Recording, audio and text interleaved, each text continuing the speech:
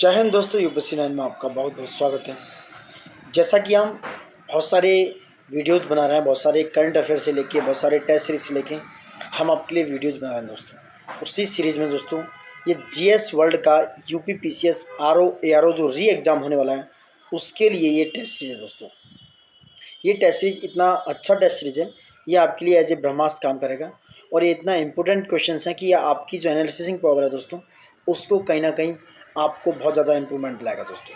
तो टेस्ट 11 है, बहुत सा अच्छा टेस्ट है, बहुत सी अच्छी चीज़ें हैं इसमें, बहुत से अच्छे क्वेश्चन हैं जो इन्होंने बनाए हैं और डायरेक्ट एग्जाम्स में जो आ सकते हैं और आएंगे। और ऊपर से सबसे बड़ी बात जो आपकी एनालिसिस पावर होगी, आप उस पर खुद को अपने आप को एनालिसिस कर पाओगे, अपनी खुद की इफ़िशियंसी को मेजर कर पाओगे, उसके लिए ये टेस्ट बहुत ही ज़रूरी है दोस्तों। ठीक है, तो ये एक तरीके से ब्रह्मास्त्र है आपके लिए, आप मिस मत कीजिएगा। टेस्ट सीरीज लगाएंगे, आप टाइम मैनेजमेंट कर सकते हैं उसमें, टाइम मैनेजमेंट के साथ अपना एक्यूरेसी चेक कर सकते हैं, एक्यूरेसी के साथ जहाँ प्रॉब्लम्स हो रही हैं, जहाँ गलतियाँ हो रही हैं उन्हें दोबारा से अगेन रिकॉल करके री एनालिसिस कर सकते हैं दोस्तों। तो ये फुल टेस्ट है। चलो आगे बढ़ते हैं। जीएस वर्ल्ड का टेस्ट है, बहुत सारी बातें हो चुकी हैं, 3 घंटे में करना है, थोड़ा सा चेंज है इस बार। 200 प्रश्न है जो बाकी का पता है और 1/3 नेगेटिव मार्किंग है, याद रखना दोस्तों। इंग्लिश हिंदी दोनों में हमने इसको लिया हुआ है, ये बाईलिंगुअल है, जिसको हिंदी इंग्लिश दोनों में पढ़ना है पढ़ सकते हो। क्वेश्चन नंबर 1 है आपकी स्क्रीन पे, हम डिटेलिंग के साथ पढ़ेंगे और आगे बढ़ेंगे। This is talking about vernacular press act 1878 की बात करता है दोस्तों। किसकी? 1878 की। कि वर्नाकुलर प्रेस एक्ट 1878 के बारे में निम्नलिखित कथनों पर आपको विचार करना है। ठीक है, नंबर 1, इसे लॉर्ड लिटिन ने, याद रखना लिटिन और रिपिन दो थे, लॉर्ड लिटिन ने वर्नाकुलर समाचार पत्र, वर्नाकुलर का मतलब है आपकी अपनी लैंग्वेज, देसी लैंग्वेज। वर्नाकुलर जो समाचार पत्रों पे ब्रिटिश विरोधी भावना को रोकने के लिए पेश किया गया था, ये वर्नाकुलर प्रेस एक्ट की बात हो रही है। दूसरा है, इस अधिनियम ने वर्नाकुलर समाचार पत्रों पर पूर्व सेंसरशिप लगा दी, मतलब उन्हें रोक दिया। इस अधिनियम को 1882 में लॉर्ड रिपिन ने निरस्त कर दिया था। कह रहे हैं इनमें से कौन सा कथन सही है दोस्तों? बताइए, आप ऑप्शन देखिए, आंसर देखिए, बता सकते हैं इनमें से कौन सा कथन सही है। इंग्लिश में पढ़ना चाहो पढ़ सकते हो कि Lord Lytton curb the anti British sentiment in the vernacular press. उसके बाद act, this act impose pre censorship on the vernacular newspapers and the act repealed by the Lord Ripon in 1882। देखो दोनों लैंग्वेज में पढ़ेंगे, test बहुत लेंदी हो जाएगा दोस्तों। ठीक है, इसलिए आगे बढ़ते हैं। अब इसका आंसर बताइए, तो मैं आंसर ही बता देता हूँ। इसका आंसर है दोस्तों आपका डी आंसर। तीनों ही सही है, क्योंकि तीनों इसलिए सही हैं, एक मिनट, तीनों ही सही हैं। एक्चुअल में है क्या? ठीक है दोस्तों, तो D is the right answer. देखो एक्चुअल में है क्या, लॉर्ड लिटिन का टाइम पीरियड देखें तो लॉर्ड लिटिन का टाइम पीरियड है 1876 से लेके, एक मिनट, ये 6 साला जीरो बनता है, सॉरी गाइस, 1876 से लेके 1880 तक, यानी कि ये लॉर्ड लिटिन का कार्यकाल है दोस्तों।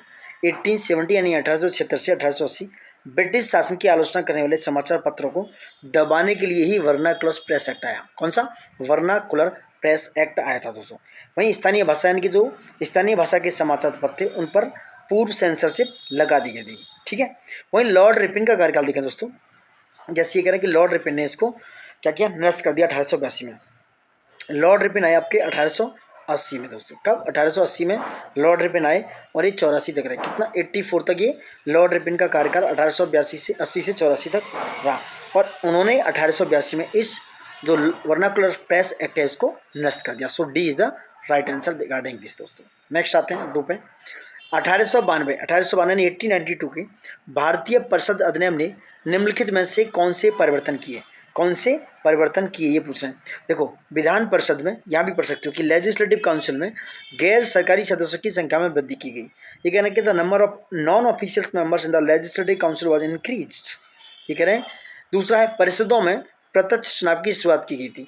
तो ये कह रहे हैं 1892 में भारतीय परिषद अधिनियम ने कौन से परिवर्तन किए? आंसर पूछ रहे हैं कौन सा है दोस्तों? ये आंसर है इसमें ए इज द राइट आंसर। क्यों? बी गलत है दोस्तों, क्योंकि विधान परिषदों में गैर सरकारी सदस्यों की संख्या में वृद्धि की, लेकिन प्रत्यक्ष चुनाव के थ्रू नहीं। किसके थ्रू नहीं? ये केवल बी वाले में 2 है दोस्तों। ठीक है, 2 है। कौन सा परिवर्तन किए? और सही उत्तर पूछ रहे हैं तो सही है, यही सही है, इसमें दूसरा गलत है। प्रत्यक्ष चुनाव के थ्रू नहीं, ये अप्रत्यक्ष चुनाव के, किसके?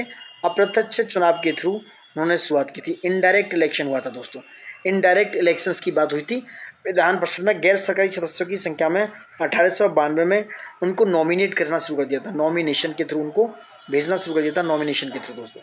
ठीक है, I hope you got it. थोड़ा सा कन्फ्यूजन था, I hope you got it. ये इनडायरेक्ट इलेक्शन की शुरुआत हुई थी 1892 में दोस्तों। ठीक है, अब आते हैं, देखो बहुत ज़्यादा एक्सप्लेन करेंगे तो फंस जाएंगे। नेक्स्ट पढ़ते हैं। बंगाल विभाजन 1905 का मामला है। अंग्रेजों द्वारा किया गया अधिकार के कारण प्रशासनिक दक्षता में सुधार करना था। ये कह रहे हैं कि उनका जो ऑफिशियल रीजन था वो कि भाई एडमिनिस्ट्रेशन की जो एफिशिएंसी है उसको इम्प्रूव करेंगे, बात सही थी उनकी। इसके भारतीय राष्ट्र कांग्रेस द्वारा विरोध किया गया और स्वदेशी आंदोलन को जन्म दिया गया, बात दोनों ये भी सही है। यानी कि आईएनसी ने, इंडियन नेशनल कांग्रेस ने इसका विरोध किया और स्वदेशी आंदोलन की शुरुआत की दोस्तों। वहीं 1911 में विभाजन को रद्द कर दिया गया। 1911 में विभाजन को रद्द भी कर दिया गया था, बात सही है दोस्तों। देखो बात तीनों सही है तो आंसर हो गया इसका D. D is the right answer regarding this. अब डी में थोड़ा सा एक्सप्रेशन सोचो। 1905 में लॉर्ड कर्जन थे, उस समय कौन थे? लॉर्ड कर्जन थे दोस्तों। लॉर्ड कर्जन ने क्या किया, उन्होंने प्रशासनिक उद्देश्यों का बहाना बनाकर इसको उचित ठहराया और कहा कि बंगाल का विभाजन किया जाए और इनको दोस्तों ईस्ट वेस्ट बहुत लंबा नहीं खींचेंगे, ईस्ट वेस्ट वाले बांग्लादेश में बांट दिया। ईस्ट बांग्लादेश और वेस्ट बांग्लादेश दोस्तों। वेस्ट बांग्लादेश जो था वो हिंदू मेजोरिटी में था और ईस्ट वाला क्या था? मुस्लिम मेजोरिटी में था, जो आजकल बांग्लादेश बना हुआ दोस्तों। वेस्ट बंगाल वाला पार्ट ये हिंदू मेजोरिटी का पार्ट हुआ करता था। तो ये क्या है, डिवाइड एंड रूल करना चाहते थे, डिवाइड एंड रूल की पॉलिसी करना चाहते थे। स्वदेशी आंदोलन दोस्तों 1905 से 1911 तक चला। कब तक? 1911 तक चला दोस्तों। ठीक है, जिसमें जो ब्रिटिश वस्तुएं थी उनका बहिष्कार किया गया। बहुत सारे आंदोलन, बहुत सारी मतलब धरने दिए गए, बहुत सारे प्रोटेस्ट किए गए। ठीक है, और 1911 में इसका विभाजन क्या किया? रद्द कर दिया गया। और कलकत्ता से राजधानी कहाँ ले गए? दिल्ली। कलकत्ता से राजधानी दिल्ली ले आए दोस्तों। ठीक है, ठीक है। नेक्स्ट आगे बात करते हैं। नेक्स्ट है देखो, निम्नलिखित आंदोलन को कालक्रम में क्रोनोलॉजिकल ऑर्डर में लगाना दोस्तों। बहुत इंपॉर्टेंट टेस्ट पेपर है। Like share subscribe, please like share subscribe जरूर कीजिएगा। जो लोग आप नहीं कर रहे हैं कमेंट बॉक्स में कमेंट करके भी बता सकते हो दोस्तों। अरे इतना तो कर सकते हो यार, क्या ही जा रहा है आपका। ठीक है, इतना तो करो यार, थोड़ा सा इतनी मेहनत कर रहे हैं। चलो come back to the point, come to the back point, come to the point, back to the point. ठीक है, नेक्स्ट ये क्या है? 4 में क्या है? स्वदेशी आंदोलन। जैसे कि ऊपर बात की 1905 से 1911, शुरुआती डेट लिख लेता हूँ इसकी, 1905 से 1911। होम रूल आंदोलन दोस्तों 1916 में। 1916 में चलाया, किसने चलाया? सबसे पहले चलाया तिलक जी और उसके बाद एनी बेसेंट ने। अप्रैल 1916 में तिलक जी का होम रूल आंदोलन चला। सितंबर 1916 में दोस्तों एनी बेसेंट ने चलाया। कई बार डेट क्लैश करती हैं इसलिए बता देता हूँ। उसके बाद आता है आपका सविनय अवज्ञा आंदोलन दोस्तों कब चला? 1930 में। 1930 में सविनय अवज्ञा यानी कि सिविल डिसओबीडिएंट मूवमेंट चला दोस्तों। वहीं भारत छोड़ो आंदोलन की बात करें तो 1942 में, ये सब आपसे किसी से छुपाया नहीं है, 1942 में क्विट इंडिया मूवमेंट चला गया था, quit India movement. So now answer is that, answer is a is the right answer regarding this, A is the right answer regarding this दोस्तों। नेक्स्ट भी क्रोनोलॉजी में है दोस्तों, ये खुद से लगा हुआ है। देखो 1858 में आ गया, ईस्ट इंडिया कंपनी के शासन को समाप्त कर दिया गया। क्यों? अब डायरेक्ट शासन आ गया किसके? ब्रिटिश क्राउन के पास, यानी कि अभी एडमिनिस्ट्रेशन होगा ब्रिटिश से। भारत कहाँ से? विदेश, ब्रिटेन से। ये डायरेक्ट अब ये भारत सरकार के जितने भी ईस्ट इंडिया कंपनी के अंडर में थे, अब ये इन्हें ब्रिटिश क्राउन इन्हें डायरेक्ट क्या करेगा? वहाँ से ऑपरेट करेगा, वहाँ से चलाएगा। दूसरा था 1909 में। 1909 मॉर्लेमेंट्री रिफॉर्म्स बोला जाता है, जिसमें दोस्तों सेपरेट इलेक्टोरेट की बात की गई थी, यानी कि पृथक निर्वाचन की बात की गई थी, पृथक निर्वाचन की बात की गई। उसके बाद आते हैं भारत साहब क्या है? नेक्स्ट एक मिनट है। भारत मॉन्टेगू बोलते हैं वैसे तो, भारत सरकार अधिनियम मॉन्टेगू चैम्सफोर्ड बोला जाता है इसको। इसमें डायरकी द्वैत शासन की व्यवस्था की गई थी, डायरकी की, क्योंकि इसमें क्या किया गया? डायरकी में ट्रांसफ़र और रिजर्व सब्जेक्ट दो अलग अलग सब्जेक्ट बना दिए। तो डायरकी की व्यवस्था 1919 में की गई थी। ठीक है, और 1935 में दोस्तों भारतीय जो है प्रांतीय स्वायत्तता और संघ का प्रस्ताव। प्रांतीय स्वायत्तता, प्रोविंस को जिसमें ऑटोनॉमी दी गई, प्रोविंस को ज़्यादा ऑटोनॉमी दी गई 1935 में। ये वैसे बहुत सारे डिटेल प्रावधान है, बट अभी हाल फिलहाल हम इसी पे बात करें। सो नाउ 1 2 3 भी क्रोनोलॉजी में तो ये खुद से लगे हुए हैं, आप देख सकते हो। ठीक है, नेक्स्ट बात करते हैं 6 की बात करते हैं। 6 में क्या है? अभिनव भारत। देखो बहुत इंपॉर्टेंट है, अभिनव भारत की बात करते हैं। तो अभिनव भारत विनायक दामोदर सावरकर, वीडी सावरकर। अनुशीलन समिति दोस्तों, अनुशीलन समिति के कौन थे? Virendra Kumar Ghosh. Hindustan Socialist Republic Association Chandrashekhar Azad. And Ghadar Party के थे लाला हरदयाल दोस्तों, लाला हरदयाल। सुनाओ, A is the right answer. A B में सेम आंसर है, तो देख सकते हो ए बी सेम है, तो ए बी में सेम, तो ए बी को भी लगा सकते हो। A B is the same answer is regarding this दोस्तों। ठीक है, नेक्स्ट आते हैं 7 नंबर क्वेश्चन पे। 7 नंबर पे आते हैं, थोड़ा सा याद रखिए, इंग्लिश में भी पढ़ सकते हो। कुछ नेता हैं, लीडर्स हैं और उनके कुछ आंदोलन से इनकी बात हो रही है। क्या? CR दास। CR दास ने दोस्तों, CR दास ने असहयोग आंदोलन में सहयोग किया। सुभाष चंद्र बोस ने फॉरवर्ड ब्लॉक बनाया 1931 में। महात्मा गांधी ने चंपारण सत्याग्रह किया 1917 में। कब? 1970 में। भगत सिंह ने HSRA Hindustan Socialist Republic association बनाया 1928 में। समझ रहे हैं? 1928 में ये संस्था बनाई। सुनाओ, ए is the right answer regarding this. इनको बहुत ज़्यादा एक्सप्लेन करेंगे, लंबा हो जाएगा दोस्तों। अब आते हैं रॉलेट एक्ट। रोलेट एक्ट की बात हो रही है, इसको ब्लैक एक्ट भी बोला गया। क्या? ब्लैक एक्ट भी बोला गया दोस्तों। रोलेट एक्ट, ब्लैक एक्ट भी बोला गया। ये मार्च, डेट याद रखना, मार्च 1919 में आया। मार्च 1919 में रोलेट एक्ट आया दोस्तों। ठीक है, 2 साल तक यहाँ पर जेल भी हो सकती थी, ऐसा कुछ कारावास की सुविधा भी थी इसमें। अब देखो पढ़ते हैं। रोलेट एक्ट ने ब्रिटिश सरकार को बिना मुकदमे, यानी कि बिना मुकदमे के लोगों को जेल में डालने की शक्ति थी। बिल्कुल बात सही है। रविन्द्रनाथ टैगोर ने नरसंहार के विरोध में अपनी नाइटहुड की उपाधि त्याग दी थी। नरसंहार बोले तो जलियांवाला बाग, जलियांवाले बाग की बात हो रही है, जहाँ पर 13 अप्रैल 1919 को अमृतसर में जनरल डायर ने निहत्थे लोगों पर गोलियां बरसा दी थी। रविन्द्रनाथ टैगोर ने नाइटहुड की उपाधि उसी नरसंहार के विरोध में त्याग दी। बात दोनों सही है दोस्तों। ए इज और 2 right answer is a is the right answer दोस्तों। ठीक है, रविन्द्रनाथ टैगोर ने ब्रिटिश की क्रूरता को देखते हुए अपनी उपाधि को त्याग दिया था दोस्तों। ठीक है, और इसमें 2 ईयर्स, यानी कि जो रोलेट एक्ट इसमें 2 ईयर्स तक की सजा हो सकती थी। ब्लैक एक्ट बोला गया इसको दोस्तों। बिना कानून और बिना दलील का ये कानून था। बात करते हैं साइमन कमीशन की। साइमन कमीशन पे क्या बात करते हैं? देखो, साइमन कमीशन 1927 में आया, मतलब 1927 में गठित हुआ। उसके बारे में निम्नलिखित कथनों पर विचार करना है। इसकी स्थापना भारत सरकार अधिनियम 1919 के कामकाज की समीक्षा करने के लिए की गई थी। बात बहुत कायदे की है। इसमें कोई भारतीय सदस्य नहीं था, ये भी बात सही है, जिसके कारण व्यापक विरोध हुआ। आयोग के खिलाफ विरोध प्रदर्शन के दौरान लगी चोटों के बाद लाला लाजपत राय दोस्तों, उनकी मृत्यु हो गई। ये भी बात सही है। कह रहे हैं कौन सा सही है इसमें से? कौन सा सही है? D is the right answer. तीनों ही इसमें सही हैं दोस्तों, तीनों ही सही हैं। अभी आया क्यों था, इस पर थोड़ा चर्चा कर लेते हैं। थोड़ा कलर बदल दूँ, थोड़ा सा और अच्छा लगेगा आपको। देखो आया क्यों। 1919 का जो गवर्नमेंट ऑफ इंडिया एक्ट आया, गवर्नमेंट का इंडिया एक्ट 1919 आया दोस्तों, उसकी समीक्षा करने के लिए, उसको एनालिसिस करने के लिए ये 1927 में कमीशन गठित किया गया दोस्तों। 1927 में कमीशन का गठन हुआ, क्योंकि जो मॉन्टेग्यू चेम्सफोर्ड था 1919 वाला, उसका आकलन करना था और इसमें समीक्षा करनी थी। प्रॉब्लम ये हुआ, विरोध इसलिए हुआ क्योंकि कोई भी भारतीय सदस्य शामिल किया नहीं इन्होंने। ठीक है, वही बात किया। लाला लाजपत राय कहाँ पर विरोध प्रदर्शन कर रहे थे दोस्तों? लाहौर में। लाहौर में लाला लाजपत राय, लाला जी हमारे लाठी चार्ज में मारे गए और वहाँ पर इन्होंने इस साइमन कमीशन का भरपूर विरोध किया दोस्तों, और वहाँ चोट लगने के बाद उनकी मृत्यु हो गई। ये हमारे लिए बहुत दुखद घटना हुई दोस्तों उस समय दोस्तों। ठीक है, नेक्स्ट है 10 निम्नलिखित विद्रोह। विद्रोह की बात करेंगे। ये क्या है? रिबेलियंस हैं। ये रिबेलियंस हैं, कुछ रिबेल्स हैं, उनकी कालक्रम में उनको क्रोनोलॉजिकल ऑर्डर में लगाना है। अब बात करते हैं संथाल विद्रोह की दोस्तों। देखो संथाल विद्रोह दोस्तों 1855-56 के दौरान स्टार्ट हुआ था। 1855-56 में संथाल विद्रोह ब्रिटिश जो राजस्व था, ब्रिटिश की जो रेवेन्यू था, जो रेवेन्यू कलेक्शन होता था उस समय, उसकी नीतियों के खिलाफ एक आदिवासी विद्रोह था दोस्तों। क्या था? उसकी ब्रिटिश की रेवेन्यू पॉलिसी के खिलाफ एक आदिवासी विद्रोह था। कौन सा? संथाल। अब नील विद्रोह की बात करें। नील विद्रोह दोस्तों, डेट याद रखना बहुत जरूरी है, इनको बार बार देखो। 1859 से 60 के बीच में हमने क्या चलाया था? 1859 से 60 के बीच में ये नील विद्रोह चला। नील विद्रोह 1859 से 60 में। अब बंगाल में प्रॉब्लम, ये बंगाल में खड़ी हुई। बंगाल में जो किसान थे उन पर जबरदस्ती नील की खेती यानी इंडिगो कल्टीवेशन कराया जा रहा था, इसलिए नील विद्रोह चलाया गया दोस्तों। अब आते हैं मुंडा विद्रोह पे। क्या है मुंडा विद्रोह? मुंडा विद्रोह कब हुआ दोस्तों?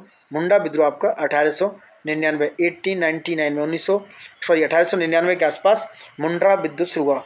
ब्रिटिश उत्पीड़न के खिलाफ बिरसा मुंडा द्वारा नेतृत्व किया गया। और ये कहाँ पे था? बिरसा मुंडा ये हजारीबाग झारखंड वाले इलाके में, हजारीबाग प्लेटू झारखंड है, उड़ीसा और वो वाला इलाके में, यहाँ पर मुंडाओं ने विद्रोह कर दिया दोस्तों। क्या नाम था उनका? मुंडा विद्रोह, मुंडा विद्रोह। और क्या नाम था उनका? बिरसा मुंडा दोस्तों। ठीक है, अब मोपला विद्रोह की बात करें। मोपला विद्रोह की बात करें दोस्तों 1921 में ये विद्रोह कहाँ पर चला?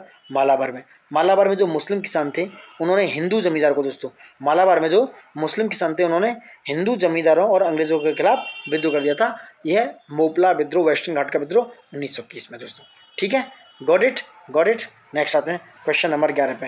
देखो डिटेलिंग में पढ़ा रहे हैं, अच्छे से बताने की कोशिश कर रहे हैं। आप भी आंसर बॉक्स में आंसर कीजिए और please like share subscribe, this is a humble request दोस्तों। ठीक है, अब आते हैं थोड़ा और कलर चेंज करते हैं। Ilbert bill, important questions. Ilbert bill 1883, Ilbert bill 1883 के बारे में। इसे लॉर्ड रिपन के कार्यकाल के दौरान पेश किया गया। देखो कार्यकाल समझो, किसका कार्यकाल कब कहाँ तक था, किसका कार्यकाल कब है? तो लॉर्ड रिपन थे 84 तक थे करीब, तो इल्बर्ट बिल ऑब्वियस है कि उनके ही कार्यकाल में पेश किया गया। ऐसे करके मैच करके पढ़ो। इस बिल का उद्देश्य था भारतीय न्यायाधीशों को भारत में ब्रिटिश नागरिकों पर मुकदमा चलाने के अधिकार देना, यानी कि इसमें भारतीय जो जज थे उनको थोड़ी पावर दी गई कि वो ब्रिटिश जो नागरिक है, ब्रिटिश सिविलियंस का मुकदमा देख सकते हैं, लड़ सकते हैं, ठीक है, लड़ नहीं सकते, उनका सुन सकते हैं। यूरोपीय समुदाय के विरोध के बाद ये बिल वापस ले लिया गया। यूरोपीय समुदाय ने ये जो खुद को बहुत बड़ा गॉड समझते थे, लॉर्ड समझते थे, खुदा मानते थे, उन्होंने बहुत ज़्यादा क्या किया, विरोध प्रदर्शन किए और इस बिल को वापस लिया गया। तीनों ही ऑप्शन क्या है दोस्तों, तीनों ही ऑप्शन सही है। 1 2 3 is the right answer. So now D is the right answer regarding this दोस्तों, ठीक है। अब मामला यही था कि यूरोपियन ने नस्लीय विशेषाधिकार को बनाए रखने के लिए इसे क्या किया, कमज़ोर कर दिया। जो रेसिज्म का जो स्पेशलाइजेशन था, वो रेसिज्म जो करते थे ब्लैक एंड वाइट और कम पढ़ लिखे लिटरेट का, उसको बनाए रखने के लिए एल्बर्ट बिल लाया गया और एल्बर्ट बिल को उन्होंने क्या किया, निरस्त करा दिया। अब बात करते हैं क्वेश्चन नंबर 12। स्वदेशी आंदोलन पर हम पहले ही बात कर चुके हैं। 1905 से 1911 इसका टाइम पीरियड है। स्वदेशी उद्योगों को बढ़ावा देना और ब्रिटिश वस्तुओं का बहिष्कार करना इसके आंदोलन में शामिल था। बहुत ही प्यारी बात है, सही बात है। विरोध के तरीके के रूप में निष्क्रिय प्रतिरोध का उपयोग किया गया, बिल्कुल बात सही है। निष्क्रिय प्रतिरोध का और आत्मनिर्भरता का, यानी कि सेल्फ सफिशिएंसी का भी, सेल्फ एफिशिएंट होने का भी क्या किया गया भैया, उपयोग किया गया कि भाई सेल्फ सफिशिएंट रहो। आंदोलन की प्रतिक्रिया के रूप में मुस्लिम लीग का गठन हुआ। आंदोलन की प्रतिक्रिया के रूप में मुस्लिम लीग का गठन हुआ दोस्तों, नहीं, क्योंकि मुस्लिम लीग जो है दोस्तों कब बनी, 1906 में आगा खान ने कहाँ पर, ढाका में, बांग्लादेश ढाका में इसका गठन किया और ये राजनीतिक विचारों के कारण हुआ था, यानी कि यहाँ पे पॉलिटिकल जो व्यूज़ थे, पॉइंट ऑफ व्यूज़ थे, उसके कारण मुस्लिम लीग का गठन हुआ। स्वदेशी आंदोलन से डायरेक्ट कोई ऐसा मतलब नहीं था। स्वदेशी आंदोलन में तो हिंदू मुस्लिम में यूनिटी बनी दोस्तों, हिंदू मुस्लिम को डिवाइड करने की कोशिश की, बस स्वदेशी आंदोलन में ये दोनों एक साथ लड़कर आए, एक साथ भाग लिया, एक साथ प्रोटेस्ट किया, एक साथ पिकेटिंग की दोस्तों। तो इस समय तीसरा आंसर मेरे हिसाब से गलत होना चाहिए, तो थर्ड रॉन्ग हो गया। ए यानी कि 12 का A is the right answer. Muslim League कोई स्वदेशी आंदोलन का एक्शन नहीं थी, स्वदेशी आंदोलन का रिस्पॉन्स नहीं थी। मुस्लिम लीग का गठन तो 1906 में आगा खान ने कर दिया था, ठीक है। सो ए और 2 यानी 1 2 is the right answer regarding this. Next, home rule आंदोलन के बारे में कौन सा कथन सही है, इज वेरी इंपॉर्टेंट, यहाँ पे इसका नेतृत्व बाल गंगाधर तिलक और एनी बेसेंट साहब ने किया, बात सही है। इस आंदोलन ने ब्रिटिश साम्राज्य के भीतर शासन की मांग की, यही बात सही है। यह आंदोलन 1917 के मॉन्टेग्यू घोषणा के साथ समाप्त हुआ। इसमें थोड़ा डाउट है, अगर डाउट है तो बात करते हैं कि नहीं, फिर भी ये सही है, क्योंकि इस आंदोलन की समाप्ति की बात करें, जैसे ही मॉन्टेग्यू डिक्लेरेशन आया, और मॉन्टेग्यू डिक्लेरेशन की बात करेंगे, मॉन्टेग्यू डिक्लेरेशन आया इसलिए क्यों, क्योंकि जो होम रूल आंदोलन था दोस्तों, होम रूल का मतलब है भैया हमारा अपना शासन, तो होम रूल वाले स्वशासन की, सेल्फ रूल की तो मांग कर रहे थे, तो होम रूल में सेल्फ रूल की मांग करने के बाद मॉन्टेग्यू की घोषणा जो 1917 में, अगस्त 1917 में आई, इसमें भैया उन्होंने डोमिनियन देने का, उनका पार्टिसिपेशन बढ़ाने का, उनको सेल्फ रूल देने का, प्रॉपर नहीं, कुछ एक लिमिटेशंस के साथ सेल्फ रूल देने का वादा कर दिया। क्यों, उस समय वर्ल्ड वॉर फर्स्ट भी चल रहा था। वर्ल्ड वॉर फर्स्ट एक और ऑल्सो इंसिडेंट था उस समय जो चल रहा था, जो इनके लिए खतरनाक साबित हो सकता था, इसलिए उन्होंने भैया क्या किया, एक वादा कर दिया, और इस वादे के साथ ही होम रूल आंदोलन का समापन हो गया। समझ रहे हैं, होम रूल आंदोलन का समापन हो गया। सो आंसर तो डी इज है राइट आंसर दोस्तों, D is the right answer. पहले बाल गंगाधर तिलक, फिर एनी बेसेंट। अब बात करें बाल गंगाधर तिलक की जो होम रूल ली दोस्तों, उसको अप्रैल 1916 में शुरू किया गया, और एनी बेसेंट ने सितंबर 1916 में, पहले भी मैंने बताया है। क्यों, क्वेश्चन यहाँ से ये अराइव हो जाए, किसकी लीग पहले बनी, किसकी बाद में, ये क्वेश्चन बड़ा इंपॉर्टेंट है। अच्छा, बाल गंगाधर तिलक कहाँ काम कर रहे थे, तिलक साहब बॉम्बे, ठीक है, महाराष्ट्र वाले, कर्नाटक वाले में, लेकिन बाकी के beyond of the Bombay, Karnataka, 12 mile Tamil Nadu वाले इलाके को छोड़कर बाकी सारी जगह एनी बेसेंट की लीग भी काम कर रही थी। एनी बेसेंट की लीग बॉम्बे में भी थी दोस्तों, ऐसी बात नहीं है। अब आते हैं क्वेश्चन नंबर 14 पे। 14 क्या कह रहा है, 14 कह रहा है भैया कि क्रोनोलॉजी में लगाना है इसको। सूरत विभाजन हुआ, कब हुआ, लखनऊ समझौता, लाहौर अधिवेशन, त्रिपुरी अधिवेशन, तो इनको क्या है, कांग्रेस की सेशन से इनको क्रोनोलॉजिकल ऑर्डर में लगाना है, ठीक है। बात करते हैं क्वेश्चन नंबर 14। देखो, सूरत विभाजन की डेट है 1907, क्या है 1907 दोस्तों। 1907 में सूरत स्प्लिट हो गया, किस किस के बीच में हुआ, उदारवादी यानी कि जो मॉडरेट थे और एक्सट्रीमिस्ट के बीच में, यानी कि उदारवादी नेता थे और गरम दल के नेताओं के बीच में सूरत विभाजन हो गया 1907 में। क्यों, विभाजन की वजह थी दोस्तों, विभाजन की वजह थी क्योंकि जो सूरत विभाजन था 1907 में, जो INC का जो क्या नाम है सम्मेलन होना था, उसको करने के लिए जो उदारवादी थे वो रासबिहारी बोस को चाहते थे, और जो एक्सट्रीमिस्ट थे वो तिलक जी को चाहते थे। और भी कई रीजन थे पॉलिटिकल आइडियोलॉजी को लेके, और भी बहुत सारे रीजन थे। तो 1907 में सूरत विभाजन हुआ, जिसमें जो गर्म दल और उदारवादी दल अलग हो गए, विभाजित हो गए। अब आते हैं लखनऊ समझौता। लखनऊ समझौता था 1916 का मामला, 1916 वाला मामला। 1916 में लखनऊ समझौता हुआ। कांग्रेस और मुस्लिम लीग के बीच एकता हुई दोस्तों, कांग्रेस और मुस्लिम लीग के बीच में इसमें एकता हुई 1916 में। इसी आंदोलन में सरोजनी नायडू ने जिन्ना को एकता का क्या कहा, एकता का स्वरूप बताया, एकता का मेन 100 बताया दोस्तों। लाहौर अधिवेशन की बात करें, लाहौर अधिवेशन दोस्तों 1929 में रावी नदी के तट पर जवाहरलाल नेहरू ने इसको ऐड किया। रावी नदी के तट पर नेहरू जी ने इसको क्या किया, अध्यक्ष किया था। पूर्ण स्वराज की, self rule, complete self rule की डिमांड की थी लाहौर अधिवेशन में दोस्तों। अब आते हैं त्रिपुरी अधिवेशन। त्रिपुरी अधिवेशन दोस्तों कब हुआ, 1939 में। 1939 में क्या हुआ, त्रिपुरी अधिवेशन किया गया, जहाँ सुभाष चंद्र बोस ने इस्तीफा दिया था। क्या दिया था, इस्तीफा दिया था सुभाष चंद्र बोस जी ने दोस्तों। सो 14 का A is the right answer regarding this. Next बात करते हैं, नेक्स्ट क्या है, 15 में क्या है, निम्नलिखित ब्रिटिश विधानों को कालक्रम के हिसाब से लगाना है। नंबर 1 रेगुलेटिंग एक्ट कब आया, देखो रेगुलेटिंग एक्ट आया दोस्तों 1773 में, सबको पता है 1773 यानी कि 1773 में आया। एक मिनट, 1773 में आया रेगुलेटिंग एक्ट। ब्रिटिश संसद द्वारा पहला हस्तक्षेप था। पिट्स इंडिया एक्ट 1784 में। चार्टर एक्ट आया 1833 में। चार्टर एक्ट 1833 में आया ये वाला। और भारत सरकार अधिनियम 1858 में, क्योंकि जो 1857 की क्रांति है उसके बाद बहुत सारे एक्ट नहीं आए, क्योंकि सारा शासन ब्रिटिश गवर्नमेंट के, ब्रिटिश पार्लियामेंट के पास चला गया था 1858 के एक्ट के बाद, क्योंकि वहाँ पर डायरेक्टली क्राउन रूल करने वाला था, ईस्ट इंडिया कंपनी से पावर को छीन लिया गया था। तो ये हो गया इनका 1 2 3 4 राइट आंसर रिगार्डिंग दिस, ठीक है। अब आते हैं 15 पे। 15 क्या है दोस्तों, दिल्ली सल्तनत में, मिडिवल इंडिया की तरफ मूव होना है। दिल्ली सल्तनत में इकता प्रणाली, दिल्ली सल्तनत में इकता प्रणाली के बारे में विचार करना है। क्या विचार करना है, इकता प्रणाली कुतुबुद्दीन ऐबक द्वारा शुरू की गई थी। भाई बहुत गलत है, ये पहला ही गलत है, क्योंकि इकता प्रणाली को इल्तुतमिश ने दोस्तों, किसने, इल्तुतमिश ने क्या किया, शुरू किया था। इकता प्रणाली को इल्तुतमिश ने शुरू किया था, कुतुबुद्दीन ऐबक ने नहीं। तो पहला गलत हो गया, तो ये एलिमिनेट कर देता हूँ, ये एलिमिनेट हो गया, बचा बी और डी। आप 50-50 पे आ चुके हैं। इकतादार राजस्व संग्रह और सेना के रखरखाव के लिए जिम्मेदार थे, बात सही हो सकती है। अलाउद्दीन खिलजी के तहत इकता प्रणाली को समाप्त कर दिया गया और एक एकीकृत केंद्रीकृत राजस्व प्रशासन द्वारा प्रतिस्थापित किया गया। यानी कह रहे हैं खिलजी ने एकता प्रणाली को समाप्त किया और एक केंद्रीकृत राजस्व प्रशासन द्वारा प्रतिस्थापित किया गया दोस्तों। बात यहाँ पे गलत साबित हो सकती है, क्यों, क्योंकि दोस्तों खिलजी ने इसको, जरूरी नहीं कि खिलजी ने इसको खत्म कर दिया, खिलजी का खत्म करने का कोई रोल ही नहीं है। तो 2 इज द राइट आंसर, क्योंकि इकतादार थे जो राजस्व की तरफ मूव ऑन कर सकते थे, राजस्व संग्रह और सेना के रख रखाव के लिए जिम्मेदार थे। कौन, इकता राजस्व संग्रह वाले जो दोस्त थे, कौन थे, इकता राजस्व संग्रह वाले, इसके लिए जिम्मेदार थे। और तीसरा वाला गलत था, क्योंकि अलाउद्दीन खिलजी ने दोस्तों इसको क्या खत्म नहीं किया था, उसके तहत इसको समाप्त नहीं किया था अलाउद्दीन खिलजी ने। अलाउद्दीन खिलजी ने दोस्तों इसको क्या किया, अलाउद्दीन खिलजी इस प्रणाली में सुधार किया। इंपॉर्टेंट बात है, अलाउद्दीन खिलजी ने इस प्रणाली में सुधार किया। क्या किया, सुधार, रिफॉर्म्स किए, सुधार किया अलाउद्दीन खिलजी ने, और इस पूरी तरह से समाप्त नहीं किया था। So now answer is B, 2 is the right answer regarding this. अब आगे बढ़ते हैं, क्वेश्चन नंबर 17। दिल्ली सल्तनत के निम्नलिखित राजवंशों को सही कालक्रम में आपको चुनना है।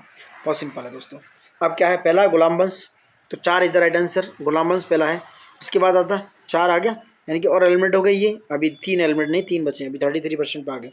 दूसरा आपका खिलजी वंश, 4 के बाद आ गया खिलजी वंश, यानी कि 1, तो 4 के बाद 1 ये एलिमेंट हो गया, खिलजी आ गया। उसके बाद है आपका तुगलक वंश, 3 आ गया, 4 1 3, तो A is the right answer, A right answer आ गया। अब बात करते हैं दोस्तों गुलाम वंश दोस्तों, कब से कब तक, 1206 से 90 तक, 1206 से 90 तक गुलाम वंश था दोस्तों, 1206 से 90 तक, 1290 से गुलाब वंश था। कब से 12, एक मिनट ये मिटा देता हूँ यार, थोड़ा अच्छे से लिखा गया, 1206 से 1290 ये था गुलाम वंश।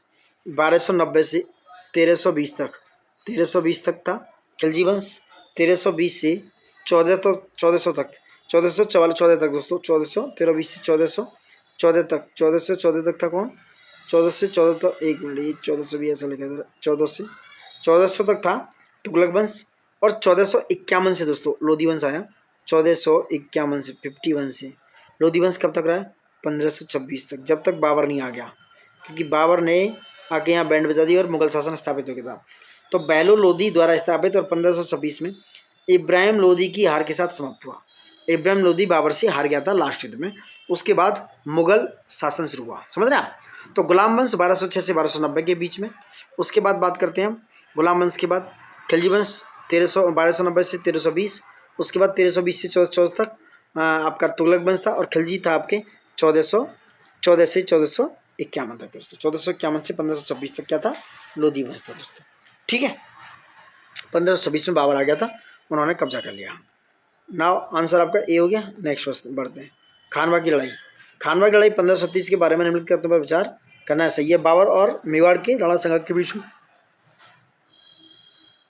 बात सही हो सकती है। इस लड़ाई में बाबर ने तुगलकनामा तुलगकनामा सेना तुलगहमा सेना की इकाइयों में विभाजित करना और तुलगोमा होता है सेना को इकाइयों में विभाजित करना और तुर्क शैली के तोपखानों की अवधारणा पेश की। इस लड़ाई ने उत्तर भारत पर बाबर का प्रभुत्व स्थापित किया। Answer is D is the right answer. तीनों ही सही है दोस्तों, 18 में तीनों सही है। अब बात करते हैं ऑप्शन। देखो, खानवा की लड़ाई दोस्तों बाबर और राणा संगा के मेवाड़ के राणा संगा, याद रखना मेवाड़ के राणा संगा के बीच हुई। ठीक है, बाबर ने तुलगहमानी की सेना का विभाजन और तुर्क शैली के तोपखानों का इस्तेमाल किया और उसलिए उसकी जीत यानी वो उसलिए वन हुई, यानी उसकी जीत निश्चित हुई। समझ रहे हैं? इस युद्ध के बाद बाबर ने उत्तर भारत में मुगल शासन का प्रभुत्व स्थापित किया। बात सही है, so D is the right answer regarding this. अब आते हैं क्वेश्चन नंबर 19 पे। मीर बख्शी 19 है। मीर बख्शी सैन्य भर्ती का प्रमुख होता था। बात सही है। दीवाने अर्ज होता था। सैन्य भर्ती और वेतन वितरण का प्रमुख होता था मीर बख्शी। दीवाने अर्ज मुख्य वित्तीय अधिकारी। बात सही है। दीवाने खास सम्राट का निजी वकील। बात सही है। मीर समन होता था शाही घराने का मुखिया, शाही घराने और भंडार का मुखिया होता था। A is the right answer regarding this दोस्तों। A is the right answer. 1 2 3 4 is the right answer regarding this. तो ये क्या है? चारों ही मैच है दोस्तों। ठीक है, अब आते हैं क्वेश्चन नंबर 20 पे। क्या है? अकबर ने एक कुशल प्रशासन और सैन्य संगठन बनाने के लिए मनसबदारी प्रणाली शुरू की। अकबर ने एक कुशल प्रशासन और सैन्य संगठन बनाने के लिए मनसबदारी प्रणाली शुरू की और मनसबदारी प्रणाली एक वंशानुगत प्रणाली थी जो जहाँ से पिता से पुत्र को पद मिलते थे दोस्तों। ये अकबर के काल का मामला है। देखो, 20 का सी सही है दोस्तों, क्योंकि ए सत्य और आर असत्य हो गया। क्यों? जो पहला क्वेश्चन सही है कि अकबर ने कुशल प्रशासन और सैन्य संगठन बनाने के लिए मनसबदारी प्रणाली शुरू की, बट मनसबदारी प्रणाली एक वंशानुगत प्रणाली थी जहाँ पिता से पुत्र ऐसा नहीं था। मनसबदारी दोस्तों वंशानुगत नहीं थी, यानी कि हेरिडेटरी नहीं थी। ये सम्राट द्वारा दी जाते थे और इन्हें रद्द या बदला जा सकता था। इनको सम्राट देता था और इनको बदला भी जा सकता था, रद्द भी किया जा सकता था दोस्तों। ठीक है, आगे बढ़ते हैं। Question number 21। ऋग्वैदिक काल की अर्थव्यवस्था के बारे में चर्चा करेंगे।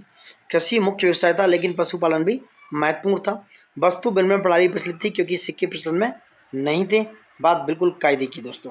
ठीक है, दूसरा, कृषि और युद्ध के लिए लोहे के औजारों का व्यापक रूप से उपयोग किया जाता। क्वेश्चन मार्क खड़ा हो गया भाई, लोहे के औजार तो वैदिक काल में आए, वैदिक काल में कहाँ से मामला आ गया? वैदिक काल में लोहे की खोज हुई तो ऋग्वैदिक में कहा गया। तो third is wrong, third wrong, तो दिस ऑल्सो रॉन्ग। तो A is the right answer regarding this. तो भैया बात ही आ गई, ए इज द राइट, क्योंकि कृषि और पशुपालन दोनों ही महत्वपूर्ण व्यवसाय थे, परंतु वस्तु विनिमय प्रणाली व्यापार का प्राथमिक तरीका था। कौन सा? प्राथमिक दोस्तों, प्राथमिक तरीका थी, प्राइमरी तरीका थी वस्तु विनिमय, यानी कि क्या था? चीज़ों को एक्सचेंज कर लेना। ये बहुत बड़ा प्रचलन था क्योंकि सिक्के अभी तक प्रचलन में नहीं आते। ऋग्वैदिक काल में लोहे के औजार का उपयोग हुआ, लेकिन वैदिक काल का जो टाइम पीरियड है 1000 से 600 ईसा पूर्व है दोस्तों। कितना? 600 वहाँ पर लोहे का प्रचलन शुरू हो गया था दोस्तों। Question number 22। निम्नलिखित प्राचीन भारतीय ग्रंथों को उनकी रचना के काल क्रम के अनुसार में क्रम में लगाना है दोस्तों। किसमें? क्रम में। Number 1 Rigveda, number 2 Manusmriti. क्यों दोस्तों? ऋग्वेद करीब 1500 से 1200 ईसा पूर्व का मामला है। मनुस्मृति लगभग दूसरी शताब्दी, सेकंड ईसा पूर्व की है। वहीं जो अर्थशास्त्र है वो लगभग तीसरी शताब्दी का है मामला। ठीक है, तो अर्थशास्त्र तीसरी का है, जो कौटिल्य की चाणक्य द्वारा राज्य कला और प्रशासन पर लिखा गया। वहीं अभिज्ञान शाकुंतलम जो लगभग 5वीं शताब्दी का है। कौन सा? ये कालिदास का अभिज्ञान शाकुंतलम 5वीं शताब्दी का हो सकता है। कालिदास द्वारा रचित एक संस्कृत, यानी किसमें? ये संस्कृत नाटक है कालिदास का अभिज्ञान शाकुंतलम। ठीक है, तो ये हो गया आपके, कौन सा आंसर हो गया? 22 का दोस्तों A is the right answer. 1 4 2 3 यानी कि पहले ऋग्वेद, फिर मनुस्मृति, फिर अर्थशास्त्र, फिर कालिदास का अभिज्ञान शाकुंतलम दोस्तों। अब आते हैं नेक्स्ट, एलिफेंटा गुफाएं। एलिफेंटा गुफाएं राष्ट्रकूटों द्वारा निर्मित है, so A is the right answer. ठीक है। अजंता गुफाएं वाकाटकों के द्वारा अजंता को विशेष रूप से हर्षण के अधीन में बनाया गया था, ये भी सही है। उदयगिरी गुफाएं ये गुप्त साम्राज्य 4वीं-5वीं शताब्दी के तहत के गुप्त साम्राज्य। और ये बादामी गुफाएं ये चालुक्य द्वारा बनाई गई हैं दोस्तों। सो आंसर इज ए, 23 का ए यानी कि बादामी को चालुक्य ने बनाया। एलिफेंटा राष्ट्रकूट, अजंता गुफाएं, वाकाटक, उदयगिरी गुफाएं गुप्त शासकों के काल में बनी हुई हैं दोस्तों। ठीक है। मौर्य काल में क्वेश्चन नंबर 24 सॉरी, मौर्य काल में भारत में पत्थर की वास्तुकला की शुरुआत हुई, बात सही है। मौर्य फारसी और हेलेनिस्टिक स्थापित शैली से प्रभावित थे, तो दोनों ही सही है, ए और आर दोनों सही है। आर ए का सही एक्सप्लेनेशन भी है दोस्तों। ठीक है। 25 की बात करें, अब बात करते हैं भारत के नाट्य शास्त्र की दोस्तों। भारत के नाट्य शास्त्र के बारे में निम्नलिखित कथनों पर विचार करना है। नाट्य शास्त्र के बारे में निम्नलिखित कथनों पर विचार करना है। क्या विचार करना है? ठीक है, विचार करना है कि हाँ, इसे 5वां वेद माना जाता है और ये नाटक, नृत्य और संगीत के लिए दिशा निर्देश प्रदान करता है। बात बहुत कायदे की है। ठीक है। दूसरा, यह पाठ भारतीय सौंदर्य शास्त्र में रस और भाव की अवधारणा को परिचय देता है।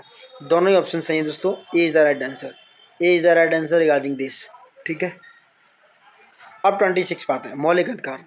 फंडामेंटल राइट के संबंध में कथनों पर विचार करना। संपत्ति का अधिकार अनुच्छेद 19 के तहत एक मौलिक अधिकार है दोस्तों। संपत्ति का अधिकार अनुच्छेद 19 नहीं दोस्तों, अनुच्छेद 31 के तहत, आर्टिकल 31 के तहत मौलिक अधिकार हुआ करता था। उसको 300 ए जो आर्टिकल है 300 ए के द्वारा हटा दिया गया। 300 यानी कि 44वां संविधान संशोधन के द्वारा इसको 300 ए के द्वारा हटा दिया गया। ए क्या हो गया? गलत। मौलिक अधिकार को केवल भारतीय नागरिक को उपलब्ध है दोस्तों। ये कह रहे हैं कि मौलिक अधिकार केवल भारतीय नागरिकों को प्राप्त है, उपलब्ध है। भाई ये भी बात गलत है, क्योंकि जो मौलिक अधिकार है, फंडामेंटल राइट है, वो सिटीजन और फॉरेनर्स दोनों के लिए हैं। सिटीजन और फॉरेनर्स दोनों के लिए। सुनाओ सेकंड गलत। अनुच्छेद 32 सर्वोच्च न्यायालय के मौलिक अधिकारों को प्रवर्तन के लिए रिट जारी करने का अधिकार देता है, बात सही है। सुनाओ 30 यानी कि third is the right answer regarding this दोस्तों। ठीक है। अब आगे बढ़ते हैं 27।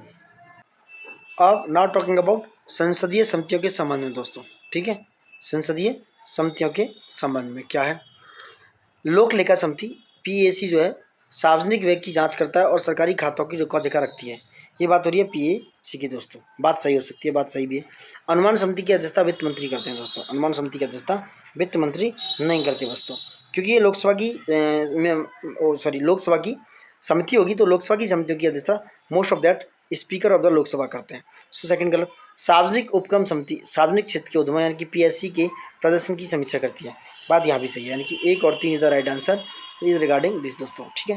क्योंकि लोक लेखा समिति जो है क्या है? अध्यक्षता सरकार की व्यय की जांच करती है और इसकी अध्यक्षता विपक्ष के सदस्य द्वारा की जाती है। किसके? विपक्ष से। लीडर ऑफ अपोजिशन होते हैं दोस्तों। लीडर ऑफ अपोजिशन इसकी अध्यक्षता करते हैं, किसकी? पीएससी की। लीडर ऑफ अपोजिशन इसकी अध्यक्षता करते हैं पीएससी, पब्लिक अकाउंट कमेटी की दोस्तों। Leader of opposition. Got it. Question number 28 पे आते हैं। निम्नलिखित डीपीएससी और उनके स्रोतों पर विचार करना है। बहुत इंपॉर्टेंट क्वेश्चन है दोस्तों, जनरली नहीं सुना जाता। क्या है? समान काम के लिए समान वेतन यूएसए से नहीं, ये तो है ही नहीं। यूएसए तो कैपिटलिस्ट क्लास भी है, वैसे भी नहीं डेमोक्रेटिक क्लास है। तो समान काम के लिए समान वेतन यूएसए से नहीं है दोस्तों। समान काम के लिए समान वेतनों का जो जर्मनी के वीमर संविधान से लिया गया। कहाँ से ये लिया गया है? जर्मनी के वीमर संविधान से दोस्तों। ग्राम पंचायतों का संगठन, हाँ भाई ग्राम पंचायतों का संगठन आयरलैंड के सिद्धांत से है। So second is right. Second right है, फर्स्ट रॉन्ग है, तो ये तीनों गलत हो गए। So B is the right answer. तो थर्ड भी गलत हो गया, क्योंकि पर्यावरण की सुरक्षा के लिए 42वें संशोधन द्वारा 76 को जोड़ा गया 1976, लेकिन यह कनाडा से प्राप्त नहीं है दोस्तों। यह देखा जाए तो ये कनाडा से प्राप्त नहीं है। ये किससे प्राप्त है? ये किसी और से प्राप्त है, कनाडा से प्राप्त नहीं है। सो नाउ 1 2 और 3 is wrong. So 2 is the right answer. ग्राम पंचायतों का संगठन आयरलैंड से, बस ये जर्मनी का जो समान काम के लिए समान वेतन जर्मनी से लिया गया। अब आते हैं दोस्तों प्रांतों की द्वैत शासन पर। प्रांतों की द्वैत शासन भाषा का नियम। संवैधानिक घटनाक्रमों को कलाक्रम में लगाना है। कलाक्रम में लगाना है इनको। ठीक है, लगाइए। क्या है? प्रांतों में द्वैत शासन की व्यवस्था 1919 में। कब? 1919 में। भारत सरकार अधिनियम 1935। द्वैत शासन का उन्मूलन, यहाँ पे इंपोर्टेंट क्वेश्चन है, क्योंकि भाई भारत सरकार ने अधिनियम 1935 के थ्रू स्वायत्त की शुरुआत की। भारतीय स्वायत्त अधिनियम 1947 में क्या है, भारत की स्वतंत्रता प्रदान करता है, भारत को स्वतंत्रता प्रदान करता है। आंसर इज 29 का सी, 1324 is the right answer. Next, अब आते हैं क्वेश्चन नंबर 30 पे। ये हो गया 29 का सी इज द राइट आंसर, 13, क्योंकि द्वैत साहब का द्वैत शासन का उन्मूलन कब हुआ दोस्तों, ये हम बता चुके हैं। 1919 में हो गया द्वैत शासन का उन्मूलन। प्रांत में द्वैत शासन की शुरुआत हुई कब, 1919 में। द्वैत शासन की समाप्ति 1935 में। ठीक है, तो 1324 is the right answer regarding this. अब आते हैं नेक्स्ट क्वेश्चन है, क्वेश्चन नंबर 30 पे। क्या है क्वेश्चन नंबर 30 आपका, यदि मौलिक अधिकार संविधान के मूल ढांचे से परिवर्तन नहीं करते हैं तो संसद द्वारा उनमें संशोधन किया जा सकता है। ठीक। दूसरा है, राजनीति के निर्देशक सिद्धांत न्यायालय द्वारा लागू किए जा सकते हैं, न्यायालय इनको एनफोर्सेबल कर सकता है, ऐसा ये कह रहे हैं दोस्तों। तो ये बिल्कुल गलत है सेकंड वाला, क्योंकि जो है डीपीएसपी को एनफोर्सेबल नहीं किया जा सकता, तो सेकंड क्या हो गया, गलत हो गया। सिर्फ फंडामेंटल राइट्स को ही डीपी क्या किया जा सकता है, एनफोर्स किया जा सकता है। So first is right answer, यानी ए इज द राइट, तो A is the right answer regarding this. ठीक है, A is the right answer होगा, क्योंकि जो मौलिक अधिकार यानी फंडामेंटल राइट्स हैं, ये भाग 3 की आर्टिकल 12 से लेके 35 तक गिवन है दोस्तों। आर्टिकल 12 से 35 तक है, संसद द्वारा संशोधित किया जा सकता है, और इनकी मूल संरचना सिद्धांत का उल्लंघन नहीं करना चाहिए, जैसा कि केशवानंदावर्ती केस में करता 1973 में। क्योंकि जो बेसिक स्ट्रक्चर डॉक्ट्रिन है BSD, उसको छोड़कर इसको क्या किया जा सकता है, संसद इसमें परिवर्तन कर सकती है। अब बेसिक स्ट्रक्चर डॉक्ट्रिन पर बात करेंगे बाद में कभी। ठीक है, अब आते हैं 31 पे। क्या है, भारत के राष्ट्रपति के संबंध में निम्नलिखित कथनों पर विचार करना है। राष्ट्रपति लोकसभा को उसके कार्यकाल से पूर्व होने से पहले भंग कर सकता है, यानी राष्ट्रपति जो है लोकसभा को उसके कार्यकाल पूर्व होने से पहले भंग कर सकता है।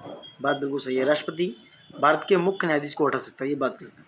राष्ट्रपति जो है भारत के मुख्य न्यायाधीश को नहीं हटा सकते, इसमें पार्लियामेंट का महत्व होता है। संसद जो है इसको हटा सकती है दोस्तों, संसद। पहला वाला सही है, so A is the right answer. ठीक है, A is the right answer, क्योंकि राष्ट्रपति जो है प्रधानमंत्री की सलाह पर लोकसभा के कार्यकाल को, दोस्तों इसकी बात करें, लोकसभा के कार्यकाल को प्रधानमंत्री की वो सलाह पर भंग कर सकते हैं। कब, आर्टिकल 85 में ये गिवन है, आर्टिकल 85 में ऐसा गिवन है कि वो क्या कर सकते हैं, राष्ट्रपति जो है प्रधानमंत्री की सलाह पर भंग कर सकते हैं। बट CJI यानी मुख्य न्यायाधीश को अकेले राष्ट्रपति नहीं हटा सकते। यह प्रक्रिया जो प्रोसेस है आर्टिकल 124 के भाग 4 में, यानी कि उप भाग 4 में 124(4) में दोस्तों नियत है कि संसद द्वारा और एक इम्पीचमेंट लगाया जाएगा। संसद द्वारा और एक इम्पीचमेंट की प्रोसेस होती है, तब जाके न्यायाधीश को हटाया जा सकेगा। नेक्स्ट आते हैं क्वेश्चन नंबर 32 पे। क्या है, निम्नलिखित संवैधानिक विकासों का कालक्रम, इनको क्रोनोलॉजिकल ऑर्डर में लगाना है दोस्तों। बताइए, देखो सबसे पहले बात करूँ, संविधान की प्रस्तावना अधिनियमित की गई थी। तो संविधान की जो प्रस्तावना है दोस्तों, वो अधिनियमित हुई 26 नवंबर 1949 को। कब, 26 नवंबर 1949 को अधिनियमित हुई। क्यों अधिनियमित हुई, क्योंकि तभी हमने एडॉप्ट किया था कॉन्स्टिट्यूशन को दोस्तों। उसके बाद भारत को संप्रभु गणराज्य 26 जनवरी को, बाकी की जो बचा संविधान था वो कब, 26 जनवरी को हमने एडॉप्ट किया। तो 26 जनवरी 1950 को ये और एडॉप्ट हो गया था, तो 26 जनवरी 1950। ठीक। नेक्स्ट, पहले आम चुनाव हुए, पहला आम चुनाव हुआ दोस्तों, पहला आम चुनाव कब हुआ, 1951 से 1951 और 52 के बीच में, 51 और 52 के बीच में।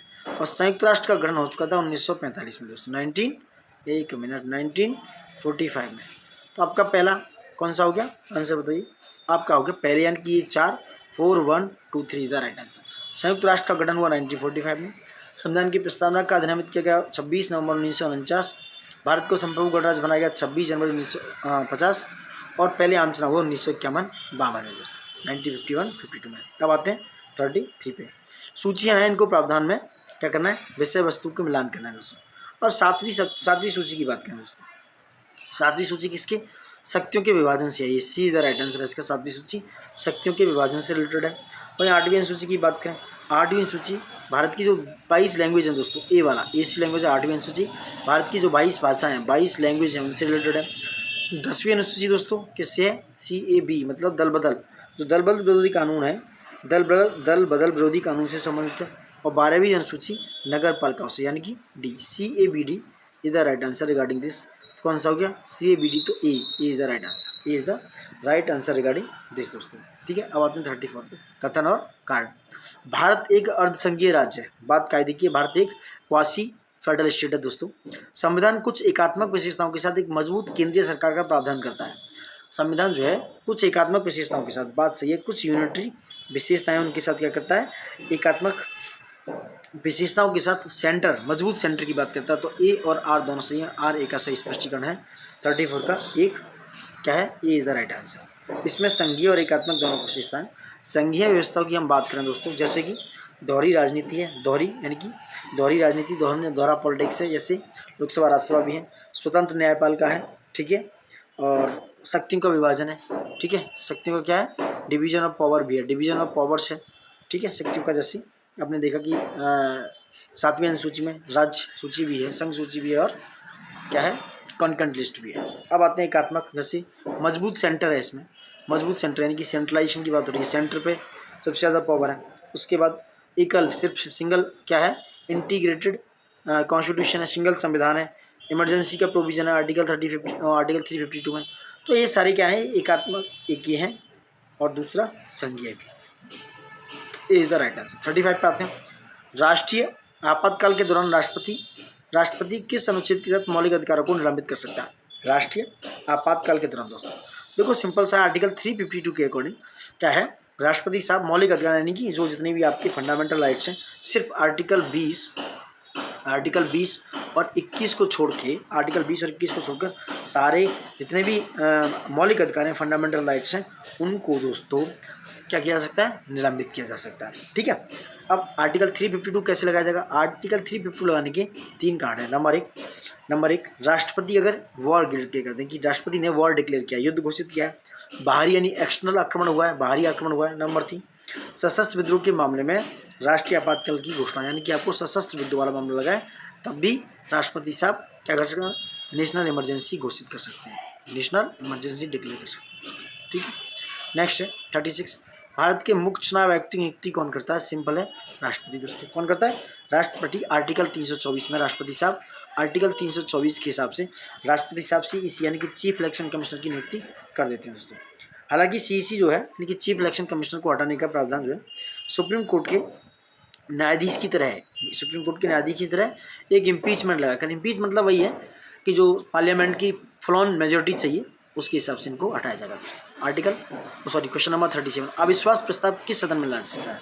आप सबको ही पता है कि अविश्वास प्रस्ताव लाने के लिए सिर्फ एक ही सदन है, वह है सिर्फ लोकसभा। ए इज द राइट आंसर। अविश्वास प्रस्ताव दोस्तों नो कॉन्फिडेंस मोशन आर्टिकल 75 के हिसाब से, आर्टिकल 75 में सिर्फ नो कॉन्फिडेंस मोशन दोस्तों कहाँ ला सकता है? लोकसभा में, केवल लोकसभा में।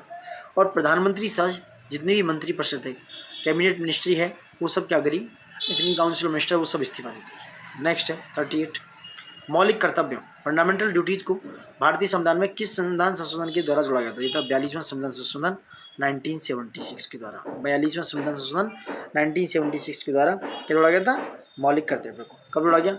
51A, आर्टिकल 51A में दोस्तों, आर्टिकल 51A में इनको जोड़ा गया 51A में। यह कर्तव्य कानून रूप से लागू करने योग्य नहीं है, यानी कि इनको एनफोर्स नहीं किया जा सकता दोस्तों। एनफोर्स करने के लिए सिर्फ फंडामेंटल क्या है, आपके फंडामेंटल राइट्स हैं ओनली। ठीक है, नेक्स्ट क्वेश्चन, परमादेश रिट जारी की जाती है, मैंडमस की बात हो रही है। परमानेंट जो रिट है दोस्तों, देखो रिट जो है सुप्रीम कोर्ट और हाई कोर्ट दोनों जारी कर सकते हैं। सुप्रीम कोर्ट को आर्टिकल 32 के हिसाब से और वहीं हाई कोर्ट को आर्टिकल 226 के हिसाब से पावर है।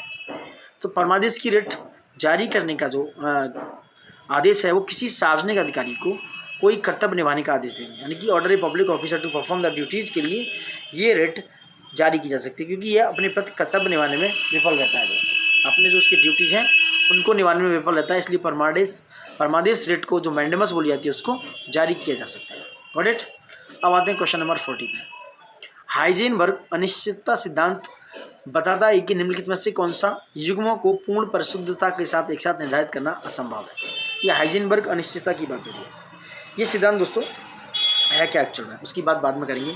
ये पहले किसी कण की स्थिति को जितना अधिक सटीक रूप से जानता है हाइजेनबर्ग, किसी कण किसी पार्टिकल को दोस्तों जितना सटीक रूप से जान सकता है, हम उतनी ही कम सटीकता से उसकी गति, मतलब हम उसकी जो गति है, उसकी जो स्पीड है हम उतनी ही कम सटीकता से गति, यानी कि गति होता है वेग इंटू मास, द्रव्यमान, उसकी जो है गति निर्धारित कर सकते हैं। और इसका विपरीत कथन भी सही है दोस्तों।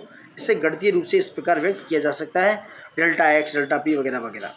तो ये क्या है, हाइजेनबर्ग अनिश्चितता के साथ एक निश्चित निर्धारित करना असंभव है, तो उसकी स्थिति और वेग को, किसी कण की स्थिति और वेग को हाइजेनबर्ग अनिश्चितता के सिद्धांत से निर्धारित करना असंभव है दोस्तों। क्या है, इम्पॉसिबल। अब आते हैं 41 पे। निम्नलिखित में से कौन सा कारक रासायनिक प्रतिक्रिया की दर को प्रभावित नहीं करता? वो कहना है केमिकल रिएक्शंस को वो अफेक्ट नहीं करता, उसके रेट ऑफ केमिकल रिएक्शंस को दोस्तों। 41 की बात हो रही है, कौन सा है? देखो, उत्प्रेरक कैटालिस्ट होते हैं, ये भी करते हैं, तापमान भी करता है, एक्टिवेशन, एनर्जी। देखो, एटॉमिक नंबर ऑफ रिएक्टेंट्स यानी कि जो अभिकारकों की परमाणु संख्या है, ये नहीं लगता कि ऐसा कुछ करती है, केमिकल रिएक्शंस को बहुत बढ़ाती है। रासायनिक जो प्रतिक्रिया उसकी दर, उत्प्रेरक है, तापमान, एक्टिवेशन, ऊर्जा वगैरह है, तो वो सब क्या है, डिपेंड करता है। और इनमें क्या है, जो संख्या है, इनमें क्या होते हैं, प्रोटॉन होते हैं। प्रोटॉन होते हैं, उनकी संख्या को परिभाषित करते हैं और सीधे प्रतिक्रिया दर में कोई प्रभाव नहीं पड़ता है, इसलिए अभिकारकों की परमाणु संख्या कोई प्रभाव नहीं डालती दोस्तों। अब आते हैं एंडो सिम्बायोटिक सिद्धांत। तो यूकेरियोटिक कोशिकाओं के निम्नलिखित किस अंग उत्पत्ति को व्याख्या करता है? देखो, बहुत सिंपल है। एंडो सिम्बायोटिक जो सिद्धांत है वो माइटोकॉन्ड्रिया और क्लोरोप्लास्ट जो है, माइटोकॉन्ड्रिया और क्लोरोप्लास्ट के अंग की उत्पत्ति की व्याख्या करता है। ठीक है, क्योंकि जो माइटोकॉन्ड्रिया और क्लोरोप्लास्ट कभी स्वतंत्र रूप से रहने वाले प्रोकैरियोटिक जीव थे। पहले क्या थे, ये बिल्कुल इंडिपेंडेंट, यानी पूरी तरीके से इंडिपेंडेंट, क्या थे, इंडिपेंडेंट वाले, स्वतंत्र रूप से रहने वाले जीव थे माइटोकॉन्ड्रिया और क्लोरोप्लास्ट, जिन्हें पैतृक यूरोटिक कोशिकाओं ने निगल लिया। किसने? यूकेरियोटिक जो कोशिकाओं ने निगल लिया दोस्तों। अब बात करते हैं 43 की। क्वेश्चन नंबर 43 क्या है? बर्नौली का सिद्धांत।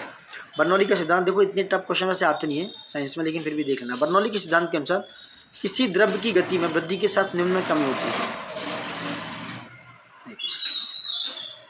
बर्नौली के सिद्धांत में के अनुसार किसी द्रव्य की गति में वृद्धि के साथ निम्न में कमी होती है, यानी कि किसी द्रव्य की गति में वृद्धि हो रही है, बट किस में कमी होगी? अगर द्रव में, लिक्विड में, उसके फ्लूइड में क्या होगा, इंक्रीज होगा, स्पीड बढ़ेगी, बट वहीं साइमल्टेनियसली कोई तो कमी होगी, कहीं तो कमी होगी, क्योंकि ये बराबर चलेगा।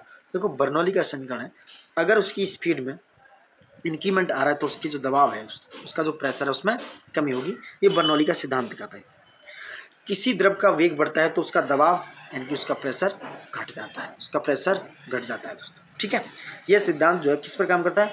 जो हवाई जहाज है, ये प्लेन है, एयरप्लेन के पंखों पर, जो पंख हैं एयरप्लेन के, वहाँ पर ये क्या करता है? ये सिद्धांत काम करता है दोस्तों, क्योंकि पंखों में वायुगतीय लिफ्ट और दर प्रभाव में वेंचुरी प्रभाव की व्याख्या की जाती है, याद रखना। नेक्स्ट है 44। परमाणु रिएक्टर मॉडरेटर का उपयोग किसके लिए कर देते हैं? देखो, मॉडरेटर बहुत क्या है, मॉडरेट करता है, धीमी कर देता है। तो बेहतर विखंडन के लिए न्यूट्रॉन की धीमी करना, किसको? न्यूट्रॉन को धीमी करना, ये मॉडरेटर का काम है। जैसे अब मॉडरेटर में जैसे DT हो सकता है, भारी पानी, ग्रेफाइट हो सकता है, दोस्तों। ये विखंडन प्रतिक्रिया को, संभावना को बढ़ाने के लिए तेज करने वाले जो न्यूट्रॉन है उनकी गति को स्लो कर देते हैं। क्या कर देते हैं? न्यूट्रॉन की गति को स्लो कर देते हैं। धीमे न्यूट्रॉन जो होते हैं, यानी कि जो थर्मल न्यूट्रॉन कहे जाते हैं, वो परमाणु रिएक्टर में श्रृंखला प्रतिक्रिया को बनाए रखने में अधिक प्रभावी होते हैं, क्योंकि वो जो सीरीज टूटने नहीं देते। नेक्स्ट है 45। क्या है? ऑक्सीजन हीमोग्लोबिन पृथक्करण का किन परिस्थितियों में दाईं ओर शिफ्ट होता है? जो ऑक्सीजन और हीमोग्लोबिन का सेपरेशन वक्र है वो किन परिस्थितियों में दाईं ओर यानी कि राइट हैंड पर शिफ्ट हो जाता है दोस्तों? किस परिस्थिति में? उच्च तापमान और उच्च कार्बन डाइऑक्साइड की सांद्रता है। उच्च तापमान यानी कि high temperature and the high carbon dioxide concentration है, तब दोस्तों जो ऑक्सीजन हीमोग्लोबिन का पृथक्करण है वो दाईं ओर शिफ्ट हो जाएगा। तो B is the right answer. इसको कहते हैं एक तरीके से बोर प्रभाव। क्या कहते हैं? Bohr effect. बोर प्रभाव कहलाता है, बोर इफेक्ट कहलाता है, जो बढ़ी हुई कार्बन डाइऑक्साइड और उच्च तापमान हाई टेम्परेचर को हीमोग्लोबिन की ऑक्सीजन के प्रति एफिनिटी को कम करता है दोस्तों। हीमोग्लोबिन की ऑक्सीजन के प्रति एफिनिटी को कम कर देता है। ठीक है, जिससे पृथक्करण वक्र में दाईं ओर बदलाव होता है दोस्तों। इसका मतलब है कि ऑक्सीजन उन ऊतकों में अधिक आसानी से जारी होती है जिसे इसकी आवश्यकता होती है। जैसे कि व्यायाम करते हो, एक्सरसाइज करते हो तो ऑक्सीजन की नीड पड़ती है, आप हाँफने लगते हो, तेज आपकी जो हार्ट रेट्स है वो बढ़ने लगती हैं, तब इस तरह का जो वक्र है काम करता है, तब वो इस तरह का वक्र है जहाँ पर वो पहुँच जाता है दोस्तों। नेक्स्ट है 46। Cosmic microwave background radiation that is called CMBR को किस कॉस्मोलॉजिकल मॉडल के लिए मजबूत सबूत माना जाता है दोस्तों? किसके लिए माना जाता है? यह बिग बैंग सिद्धांत के लिए। CMBR किसके लिए? बिग बैंग सिद्धांत के लिए। देखो 1965 में पेंजियासिस और विल्सन द्वारा बिग बैंग सिद्धांत का समर्थन करते हुए यह बताया गया कि बिग बैंग की उत्पत्ति 3,80,000 वर्ष पूर्व बिग बैंग के 3,80,000 वर्ष बाद से अवशिष्ट तापीय विकिरण, कौन सा अवशिष्ट रेसिडुअल टेम्परेचर जो है, ठीक है, रेसिडुअल टेम्परेचर विकिरण का प्रतिनिधित्व करता है। ठीक है, तो ये हो गया 46 का बिग बैंग थ्योरी। नेक्स्ट 47, निम्नलिखित में से कौन सा प्रदूषक मुख्य रूप से अम्लीय वर्षा एसिड रेन के लिए निर्माण के लिए जिम्मेदार है? दोस्त सिंपल है, C is the right answer, sulphur dioxide, sulphur के ऑक्साइड और नाइट्रोजन के ऑक्साइड। दोस्तों जो सल्फर डाइऑक्साइड यानी SO2 वो क्या करता है, वायुमंडल में जलवाष्प के साथ सल्फर और नाइट्रोजन दोनों मिलने के बाद सल्फ्यूरिक एसिड H2SO4 और नाइट्रिक एसिड ये क्या है HNO3 ये बना देते हैं। HNO3 नाइट्रिक एसिड और सल्फ्यूरिक एसिड बना देते हैं जिससे अम्लीय वर्षा होती है। याद रखना, इसमें पारिस्थितिक तंत्र का नुकसान पहुंचता है और इमारतें नष्ट भी हो जाती हैं और जलीय जीवन भी प्रभावित होता है। दोस्तों अब आते हैं 48 पे, निम्नलिखित में से कौन सा तंत्र बैक्टीरिया में एंटीबायोटिक प्रतिरोध में सबसे अधिक योगदान देती है? कौन सा? ये उत्परिवर्तन दर में वृद्धि, क्षैतिज जीन स्थानांतरण, ठीक है, जीवाणु मेटाबॉलिज्म में परिवर्तन, द्विधारी विखंडन की दर में कमी। कौन सा तंत्र बैक्टीरिया में एंटीबायोटिक प्रतिरोध में सबसे अधिक योगदान है? यह है हॉरिजेंटल जीन ट्रांसफर, बी, यानी कि क्षैतिज जीन ट्रांसफर हो जाएगा दोस्तों। तो वहाँ पर क्या है, संयुग्मन, परिवर्तन या पारगमन के माध्यम से बैक्टीरिया को प्रतिरोध जीन साझा करने की अनुमति देता है। दोस्तों किसको? बैक्टीरिया को, जो उसका प्रतिरोधी जीन है, जो उसका रेजिस्टेंस जीन है, उसको प्रतिरोध जीन को साझा करने की अनुमति देता है। यह एंटीबायोटिक प्रतिरोध को तेज करता है जिससे संक्रमण का इलाज करना कठिन हो जाता है। दोस्तों व्हाट इट। अब आते हैं 49 पे, क्वेश्चन नंबर 49, ऊष्मागतिकी के दूसरे नियम के बारे में निम्नलिखित कथनों में से कौन सा कथन सही है? कौन सा सही है? देखो ऊष्मागति में यानी कि थर्मोडायनामिक्स की लॉ की बात करें तो किसी भी वास्तविक प्रक्रिया जो है उसमें 100% दक्ष नहीं हो सकती। कोई भी वास्तविक प्रक्रिया 100% दक्ष नहीं हो सकती, यानी कि no real process can be 100% efficient. क्यों नहीं हो सकती? दूसरा नाम कहता है कि सभी प्राकृतिक प्रक्रियाएं एंट्रोपी यानी कि अव्यवस्था को बढ़ाती है। इसको एंट्रोपी यानी कि एंट्रोपी जो है उसको अव्यवस्था को बढ़ाती है। ठीक है, क्योंकि कोई भी प्रक्रिया 100% दक्ष नहीं होती है। कुछ ऊर्जा हमेशा ऊष्मा के रूप में, कुछ जो एनर्जी है दोस्तों, जो ऊष्मा के रूप में, हीट के रूप में, किसके? हीट के रूप में उसमें से क्या है, खो जाती है। आप कोई भी एनर्जी यूज करेंगे तो हीट के रूप में कुछ ना कुछ ऊष्मा उसमें से निकल जाएगी। इससे सतत गति करने वाली मशीनें असंभव है। जो लगातार सस्टेनेबल डायनामिक गति करती हैं वो असंभव है दोस्तों। क्वेश्चन नंबर 50, ये मेरा गलत हुआ था 1-2 बार, बात करते हैं क्या है। एक्सरे पराबैंगनिक विकिरण के बारे में निम्नलिखित में से कौन सा कथन सही है? एक्सरे यूवी विकिरण की तुलना में अधिक ऊर्जा देती होती है। एक्सरे की जो है यूवी विकिरण की तुलना में अधिक ऊर्जा होती है, बात बिल्कुल कायदे की है। यूवी विकिरण ओजोन परत पूरी तरह से अवशोषित हो जाती है। यूवी जो विकिरण है ओजोन परत द्वारा पूरी तरह से अवशोषित हो जाता है दोस्तों, बी करेक्ट। ऐसा नहीं है, 90% के आसपास वो क्या करते हैं, इसको अवशोषित करते हैं, तो बी गलत हो गया। तो 50 का A is the right answer दोस्तों। ठीक है, ठीक है, तो ए हो गया सही, मतलब 1 केवल सही। देखो मैं बताऊँ, एक्चुअल में एक्सरे जो है दोस्तों यूवी विकिरण की तुलना में जो एक्सरे है ना उसकी जो है एनर्जी अधिक होती है। क्या होती है? उसकी तुलना में अधिक होती है यूवी की तुलना में एक्सरे की एनर्जी। बट ये क्या है? शॉर्ट वेवलेंथ है। क्या है? लघु तरंग दैर्घ्य होती है इसकी। किसकी? एक्सरे की जो वेवलेंथ है वो कैसी होती है? शॉर्ट होती है, ये याद रखना। यूवी विकिरण अधिकांश रूप से ओजोन परत द्वारा अवशोषित हो जाती है। बट एक और क्वेश्चन यहाँ बनता है, जो अल्ट्रावायलेट सी है, UVC जो है वो पूरी तरह से एब्जॉर्ब की जाती है, पूरी तरह से एब्जॉर्ब होती है। कौन सी? UVC, अल्ट्रावायलेट सी। जो A और B है, A और B जो है वो पृथ्वी की सतह तक पहुंच जाती है दोस्तों। ठीक है, लेकिन UV A और B पृथ्वी की सतह पर पहुंच जाती हैं और ये ओजोन परत जो है, यानी कि जो ओजोन परत जो है UVC को पूरी तरह एब्जॉर्ब कर लेता है, ना कि A और B को। सो A is the right answer. Next है 51, सुपर कंडक्टर निम्नलिखित में से कौन सा गुण प्रदर्शित करते हैं? कौन सा करते हैं दोस्तों? शून्य विद्युत प्रतिरोध होता है इनका, यानी जीरो इलेक्ट्रिकल रेजिस्टेंस होता है इन सुपर कंडक्टर्स का। याद रखना, सुपर कंडक्टर्स का जीरो इलेक्ट्रिकल रेजिस्टेंस होता है। परफेक्ट डाईमैग्नेटिज्म होता है, यानी कि मैसनर इफेक्ट होता है, उच्च प्रतिचुंबकत्व। ठीक है, ये नंबर 2 है, यानी कि 1 और 2 इसका है। तीसरा क्या है? उच्च तापमान स्थिरता होती है इनमें। उच्च तापमान हाई टेम्परेचर स्टेबिलिटी होती है दोस्तों। हाई टेम्परेचर स्टेबिलिटी नहीं होती क्योंकि बहुत कम तापमान पर भी ये काम कर जाते हैं। तो ये मुझे लग रहा है थर्ड इसका रॉन्ग हो गया, थर्ड रॉन्ग हो गया, तो ये सब गलत, ये इज द राइट आंसर। अब थोड़ा एक्सप्लेन देखते हैं। सुपर कंडक्टर में उनके महत्वपूर्ण तापमान से नीचे यानी कि शून्य विद्युत प्रतिरोध होता है दोस्तों। तो शून्य विद्युत प्रतिरोध इज द राइट। ये मिश्रण प्रवाह यानी कि चुंबकीय क्षेत्रों को निष्कासित करना प्रदर्शित करते हैं। ये भी सही हो गया। अब तो हालांकि सुपर कंडक्टर में उच्च तापमान स्थिरता नहीं होती है, ये नहीं होती है दोस्तों, ये हाई टेम्परेचर स्टेबिलिटी नहीं होती है। अधिकांश को बहुत कम तापमान 77,000 केल्विन से नीचे की आवश्यकता होती है। ठीक है, so A is the right answer regarding this. Next, परमाणु विखंडन और परमाणु संलयन के बीच मूलभूत अंतर क्या है? अब परमाणु विखंडन बोले तो न्यूक्लियर फ्यूजन और न्यूक्लियर फ्यूजन दोस्तों। ठीक है, इनके बीच में अंतर क्या है दोस्तों, समझ रहे हैं? अब देखो, विखंडन जो होता है वो एक भारी नाभिक यानी कि यूरेनियम 235 है या थोरियम 239 है, ठीक है, प्लूटोनियम 239 है या यूरेनियम 235 या 39 है। ऐसे जो नाभिक हैं दोस्तों, ऐसे नाभिक को विभाजित करता है एक भारी नाभिक, विखंडित कर देता है। ठीक है, क्या कर देता है? विखंडित कर देता है। संलयन जो है अत्यधिक उच्च तापमान पर होता है जबकि विखंडन नहीं होता है। मूलभूत अंतर पूछा गया दोस्तों 52 में कि संलयन जो है अत्यधिक उच्च तापमान पर होता है जबकि विखंडन नहीं होता है। अब जो आपका फ्यूजन है, परमाणु संलयन है, ठीक है, हल्के नाभिक जो होते हैं जैसे 1H1 हाइड्रोजन का एक नाभिक बना 1H1 और 1H1 हाइड्रोजन के दो नाभिक मिलकर एक 2He4 बना दिया उन्होंने। क्या बना दिया?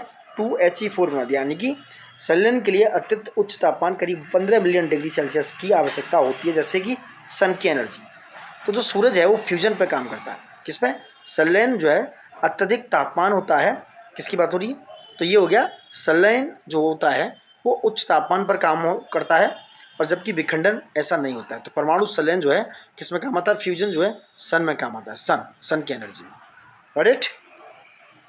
वहीं रेफ्रिजरेटर किस थर्मोडायनामिक चक्र पर काम करता है? Is very important. रेफ्रिजरेटर जो आपका फ्रिज है दोस्तों, रेफ्रिजरेटर कम तापमान वाले क्षेत्र में ऊष्मा निकालता है और रिवर्स कार्नोट चक्र का उपयोग करता है। बहुत इंपॉर्टेंट है।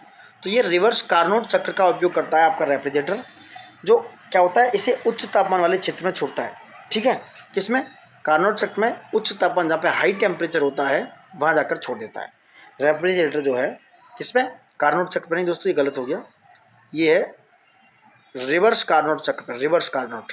D is the right answer. Refrigerator जो किस थर्मोडायनामिक चक्र पर काम करता है? रिवर्स कार्नोट चक्र पर। ठीक है, रेफ्रिजरेटर कम तापमान वाले क्षेत्र में ऊष्मा निकालता है और रिवर्स कार्नोट चक्र का उपयोग करता है, इसे उच्च तापमान वाले क्षेत्र में छोड़ देता है, हाई टेम्परेचर वाले में। अब आते हैं 54 पे। निम्नलिखित में से किस विलयन का जो है पीएच सबसे कम है? पीएच होगा ये, pH following the solution as the lowest pH. सबसे कम जो पीएच है किसका है? नींबू रस, गैस्ट्रिक एसिड, रक्त या शुद्ध पानी। इंपॉर्टेंट है, याद रखना। देखो मैं बात करूं इसमें से तो गैस्ट्रिक एसिड का जो पीएच है, HCl माप है, वो होगा 1 से 2 के बीच में, याद रखना। Gastric acid is the answer B. वहीं और भी बात करते हैं, वहीं नींबू का रस है, उसका पीएच होगा करीब 2 से 3। तो पहले नंबर पर आ गया गैस्ट्रिक एसिड, नंबर 2 पर आ गया नींबू का रस। ठीक है, वहीं रक्त और शुद्ध पानी का आप बताइए। रक्त का होता है करीब 6 से 7 के आसपास, शुद्ध पानी का 3 से 4। तो 3 और 4 डी और सी ये आ जाएंगे। शुद्ध पानी तीसरे पे, रक्त आ जाएगा चौथे पे दोस्तों। Got it. नेक्स्ट, निम्नलिखित में से कौन सा कार्बन का एमोर्फस रूप है? कौन सा है 55 का? ये है आपका चारकोल। एमोर्फस रूप होता है चारकोल का। हीरा, ग्रेफाइट और फुलरिन ये क्या है दोस्तों? ये तीनों ही क्रिस्टलीय संरचना है, क्रिस्टलीय स्ट्रक्चर हैं किसके? आपके कार्बन के दोस्तों। ठीक है, चारकोल अनाकार होता है, इसमें कोई निश्चित आकार नहीं होता, इसलिए इसे अमॉर्फस रूप होता है। यानी कि चारकोल तो कोई भी शेप ले सकता है। नेक्स्ट है, हिग्स बोसन को अक्सर गॉड पार्टिकल क्यों कहा जाता है? क्यों कहा जाता है दोस्तों? यह प्राथमिक कणों को द्रव्यमान प्रदान करने के लिए जिम्मेदार है, इसलिए इसे गॉड पार्टिकल भी बोला जाता है दोस्तों। अब हिग्स बोसन की खोज दोस्तों बात करें तो 2012 में सर्म जो है, सर्म यानी कि फ्रांस की एक लार्ज वो होती थी, लार्ज हेड्रॉन कोलाइडर में की गई थी। सर ने एक उनका प्रोग्राम है जो चलाया गया था, तो उसके large hadron LHC hadron collider में की गई थी। यह हिग्स क्षेत्र के माध्यम से कणों के साथ संपर्क करता है, जिसमें उन्हें द्रव्यमान मिलता है। क्या मिलता है? मास, द्रव्यमान मिलता है। इसके बिना क्वार्क और इलेक्ट्रॉन जैसे मूलभूत कणों का कोई द्रव्यमान नहीं होगा और परमाणु अस्तित्व में नहीं होगा दोस्तों, ऐसा ही कह रहे हैं। तो ये आंसर हो गया B is the right answer. अब आते हैं 57 पे। निम्नलिखित में से कौन सा प्राकृतिक प्रक्रिया दीर्घकालिक कार्बन पृथक्करण में सबसे प्रभावी है? कौन सी है दोस्तों? यह समुद्र में कार्बोनेट चट्टानों का निर्माण। समुद्र में कार्बोनेट जो कार्बोनेट चट्टानों का निर्माण क्या है, सबसे ज़्यादा प्रभावी है कार्बन पृथक्करण प्रक्रिया के लिए। कार्बन पृथक्करण प्राकृतिक जलाशय में कार्बन का दीर्घकालिक भंडार है दोस्तों। क्या है, दीर्घकालिक भंडारण है दोस्तों। ठीक है, समुद्री जल में घुले कार्बन डाइऑक्साइड, जो समुद्र में है जो घुले कार्बन डाइऑक्साइड हो जाते हैं, यानी कार्बन डाइऑक्साइड और कैल्शियम आयनों के बीच प्रतिक्रियाओं के माध्यम से कार्बोनेट चट्टानें जैसे चूनापत्थर का निर्माण सबसे प्रभावी एवं दीर्घकालिक है। ठीक है, प्रकाश संश्लेषण जैसी यानी कि जो फोटोसिंथेसिस होती है, फोटोसिंथेसिस जैसी प्रक्रियाएं, ठीक है, फोटोसिंथेसिस जैसी अन्य प्रक्रियाएं कार्बन को अस्थायी रूप से संग्रहित करती हैं। ये क्या करती हैं, अस्थायी। तो ये अस्थायी हो गया, ठीक है, लेकिन क्षय होने पर इसे वापस वायुमंडल में छोड़ देती है, इसलिए डी ज़्यादा क्या है, प्रभावी होगा। तो 57 का हो गया डी। अब आते हैं 58 में। निम्नलिखित में से कौन सी आनुवंशिक इंजीनियरिंग CRISPR-Cas9 के कार्य का सबसे अच्छा वर्णन करता है। तो ये एक जीन संपादन की अनुमति देने के लिए विशिष्ट DNA अनुक्रमों का काटना है दोस्तों। CRISPR-Cas9 क्या है दोस्तों, मैं बता देता हूँ। ये एक जीन संपादन उपकरण है जो विशिष्ट DNA क्या होता है, डीऑक्सीराइबो न्यूक्लिक एसिड, उनको काटने के लिए एक आणविक कैंची की तरह काम करता है, एटॉमिक कैंची की तरह काम करता है ये। ठीक है, एटॉमिक कैंची की तरह काम करता है कौन, CRISPR-Cas9। और एक अब आगे बढ़ते हैं, नेक्स्ट है आपका 59। हाइड्रोजन ईंधन सेल निम्नलिखित में से कौन सा एनोड पर होता है, कौन सा एनोड पर होता है हाइड्रोजन ईंधन सेल में। तो यह है आपका हाइड्रोजन जो गैस है प्रोटॉन और इलेक्ट्रॉन में ऑक्सीकृत हो जाती है। ठीक है, हाइड्रोजन गैस क्या है, ईंधन सेल के एनोड पर हाइड्रोजन गैस हाइड्रोजन और इलेक्ट्रॉन में क्या हो जाती है, ऑक्सीकृत। जैसे H2 है दोस्तों, वो क्या होगी 2H प्लस और प्लस इलेक्ट्रॉन को रिलीज कर देगी, इनमें क्या हो जाएगी, डिवाइड हो जाएगी, ऑक्सीकृत हो जाएगी दोस्तों। ठीक है, तो यह है हाइड्रोजन ईंधन सेल का। वहीं कैथोड पर ऑक्सीजन अपचयित हो जाती है, याद रखना। एनोड पर हाइड्रोजन गैस प्रोटॉन और इलेक्ट्रॉन में ऑक्सीकृत हो जाती है, और वहीं एनोड पर कैथोड पर दोस्तों, कैथोड पर क्या होगा, कैथोड पर ऑक्सीजन अपचयित हो जाती है दोस्तों। क्या हो जाती है, ऑक्सीजन गैस पानी बनाने के लिए अपचयित हो जाती है, तो कैथोड पर अपचयित होकर क्या करती है, पानी बना देती है दोस्तों। ये कैथोड के रिगार्डिंग, ये एनोड के रिगार्डिंग, आंसर ए। अब आते हैं क्वेश्चन नंबर 60 पे। निम्नलिखित पर विचार करना है, भौगोलिक विशेषता और संबंधित नदी दोस्तों। अब धुआंधार जलप्रपात चंबल नदी पर है, नहीं दोस्तों, ये है आपका नर्मदा नदी पर। किस पर, नर्मदा नदी पर। दूसरा, होंगेनकल जलप्रपात कहाँ है दोस्तों, ये तमिलनाडु में कावेरी नदी पर है, तमिलनाडु में। कहाँ पर, तमिलनाडु में कावेरी नदी पर दोस्तों। धुआंधार जलप्रपात नर्मदा पर है, चंबल पर नहीं, बात हो चुकी है मध्य प्रदेश में। हुंड्रू जलप्रपात स्वर्णरेखा नदी पर है, ये बात बिल्कुल हो चुकी है, और ये झारखंड में है। कहाँ पर, झारखंड में, याद रखना झारखंड में। सो 2 और 3 is the right answer, so D B is the right answer regarding. तो होंगेनकल कहाँ हो गया, होंगेनकल फॉल्स हो गया कावेरी में। नेक्स्ट, निम्नलिखित में से कौन सा राज्य म्यांमार के साथ सीमा साझा करता है। इंपोर्टेंट क्वेश्चन है, क्वेश्चन इससे ऊपर भी जा सकता है कि भाई म्यांमार के साथ सीमा साझा करता है, पहले तो ये देख लो कौन सा। एक राज्य को छोड़ के सारे करते हैं, कौन सा, इनमें से चारों ही। ऊपर से आओगे तो ऐसे अरुणाचल प्रदेश, फिर नागालैंड, फिर मणिपुर, फिर मिजोरम, चारों हो गए। चारों क्या करते हैं, उसके साथ सीमा साझा करते हैं। क्वेश्चन यहाँ अराइज होता है, डी इज आंसर इसके regarding, D is the right answer. India और म्यांमार की जो सीमा है, भारत और म्यांमार 4 राज्यों के साथ 1643 किलोमीटर की सीमा बनाता है। इसमें सबसे ज़्यादा सीमा कौन से राज्य के साथ लगती है, ये क्वेश्चन है बोला। अब मैं बता दूं, अरुणाचल प्रदेश के साथ सबसे ज़्यादा सीमा लगती है 520 किलोमीटर। 520 किलोमीटर सीमा लगती है आपकी अरुणाचल प्रदेश के साथ।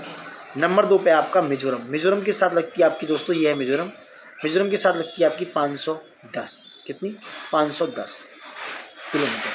नंबर 3 पे मणिपुर, उसके साथ लगती है आपकी 398 किलोमीटर दोस्तों। और नंबर 4 पे सबसे कम है नागालैंड, उसकी लगती है कितनी, 215 किलोमीटर। ये इंपॉर्टेंट क्वेश्चन है, और देखो हम जिस हिसाब से एक्सप्लेन कर रहे हैं आपके लिए बेहतर होगा। तो नागालैंड 215 हो गया, तो आंसर हो गया आपका 1 2 3 4। अगर क्रम वाइज लगाया जाए तो सबसे ज़्यादा अरुणाचल प्रदेश है, उसके बाद मिजोरम है, उसके बाद मणिपुर, उसके बाद नागालैंड। 1 4 3 2 दोबारा से हो जाएगा। व्हाट इट, हम जिस हिसाब से एक्सप्लेन करें दोस्तों, लाइक शेयर सब्सक्राइब प्लीज जरूर कीजिएगा, मेहनत करें आपके लिए, तो आप इतना तो कर सकते हो। अब आते हैं 62 पे। पश्चिमी घाट के बारे में कौन सा कथन सही है। यह गुजरात से केरल तक फैला हुआ है। क्वेश्चन यहाँ अराइज हो रहा है, गुजरात में कन्फ्यूजन खा जाती हो, गुजरात है क्या, ये क्वेश्चन अराइज हो रहा है, आप दिमाग लगाइए। दूसरा है, पश्चिमी घाट पूर्वी घाट की तुलना में ऊंचा है, बात सही है। नीलगिरी पहाड़ियाँ पश्चिमी और पूर्वी घाट का जंक्शन है, बात ये भी सही है। 2 और 3 तो मुझे भी सही लग रहा है। ए पर आप विचार कीजिए, ए मुझे सही लग रहा है वैसे, लेकिन नहीं भाई, गुजरात तक पश्चिमी घाट नहीं फैला है। ये दोस्तों महाराष्ट्र से शुरू होता है, महाराष्ट्र से शुरू होता है और दक्षिण में केरल तक जाता है। इसलिए पहला हो गया गलत। तो पहले गलत के हिसाब से सारे गलत और B is the right answer regarding this, B is the right answer. और सबसे ऊंची चोटी है अनाई जो है 2695 मीटर, 2695 मीटर है अनाई मुंडी। Got it. अब आते हैं 63 पे। गंगा नदी प्रणाली के बारे में निम्नलिखित कथनों पर विचार कीजिए। यमुना गंगा की सबसे बड़ी और सबसे लंबी सहायक नदी है। यमुना गंगा की सबसे बड़ी सहायक नदी है। सोन नदी गंगा के दाहिनी तटवर्ती सहायक नदी है। गंडक और कोसी नदियां भारत में उत्पन्न होती हैं। क्वेश्चन बहुत खतरनाक है। यमुना गंगा की सबसे बड़ी सहायक नदी है, बात सही है, ये भी सही है। सोन नदी गंगा के दाहिने यानी कि राइट बैंक ट्रिब्यूटरीज है। सोन नदी हमेशा से पढ़ते आ रहे हो आप। गंडक और कोसी नदियां भारत में उत्पन्न होती हैं, ये गलत है। सही पूछ रहा है तो तीसरा गलत हो गया, तो A is the right answer, 63 का ए। गंगा जो है यमुना जो है गंगा की सबसे बड़ी दोस्तों लार्जेस्ट और सबसे लंबी लॉन्गेस्ट सहायक नदी है, याद रखना। कौन? यमुना। ठीक है। वहीं गंडक और कोसी नदियां नेपाल से निकलती हैं दोस्तों। गंडक और कोसी नेपाल से निकलती हैं, आप देख रहे हो ऊपर की साइड से आती हैं, जब जाके गंगा में मिलती हैं। तो इनका जो उद्गम है नेपाल से होता है। सो तीसरा गलत होगा। निम्नलिखित दर्रों को पश्चिम से पूर्व लगाना है। कहाँ से? पश्चिम से पूर्व। ये हो गया आपका पश्चिम, ये हो गया आपका पूर्व, ईस्ट। इधर से लगाना है। सबसे वेस्ट में कौन सा है बताइए दोस्तों। देखो जोजिला जम्मू कश्मीर में है, मैं बता दूं। नाथुला सिक्किम में है। बोमडिला अरुणाचल प्रदेश में है। जेलेपला भी सिक्किम में है। तो आपको ये बताना है कौन सा है, तो आप वैसे भी लगा लोगे। देखो जोजिला जम्मू कश्मीर में 2, ठीक है। उसके बाद जेलेपला सिक्किम में। जेलेपला नाथुला से पहले है, तो जेलेपला हो गया 4, नाथुला हो गया 1 और सबसे लास्ट में बोमडिला 3 तो समय था, ये एलिमेंट हो गया। बाकी 3 था, 2 1 4 3 यानी कि B is the right, 2 4 1 3, A is the right answer, A is the right answer, 2 4 1 3 is the right answer. Got it. अब आते हैं 65 पे। निम्नलिखित में से किस भारतीय राज्य में स्टेट में सबसे बड़ा मैंग्रोव कवर है दोस्तों? तमिलनाडु, गुजरात, पश्चिम बंगाल। तो Paschim Bangal is the right answer. Sundarban का जो डेल्टा है उसके कारण पश्चिम बंगाल में भारत में सबसे बड़ा मैंग्रोव कवर है दोस्तों। नेक्स्ट, निम्नलिखित में से कौन सी नदी भारत में उत्पन्न नहीं होती है? इंपोर्टेंट क्वेश्चन है। कौन सी नदी नहीं होती है दोस्तों? घाघरा होती है, चंबल होती है, महानदी होती है। ब्रह्मपुत्रा तो भैया राजस्थान के पास से आती है, तिब्बत से होते हुए, तो D is the right answer. विचार करना है। अरावली पहाड़ी का जो सबसे लंबा ऊंची चोटी है गुरु शिखर, बहुत सही दोस्तों। विंध्य पर्वत की बात करें, विंध्य पर्वतमाला की जो है धूपगढ़ यानी कि सतपुड़ा की विंध्य, तो सतपुड़ा कहाँ है? विंध्य में, तो Dhupgarh is the right answer. Satpura पर्वतमाला महेंद्रगिरी दोस्तों, महेंद्रगिरी सतपुड़ा पर्वतमाला में है ही नहीं, तो महेंद्रगिरी सतपुड़ा में है ही नहीं। ये महेंद्रगिरी पूर्वी पहाड़ का हिस्सा है, पूर्वी घाट, तो ये उड़ीसा का हिस्सा है। सो तीसरा रॉन्ग हो गया। सो तीसरा रॉन्ग, तो सब रॉन्ग, तो A is the right answer, A is the right answer. देखो गुरु शिखर की बात करें दोस्तों, अरावली में है, ये 1722 मीटर ऊंची चोटी है अरावली में।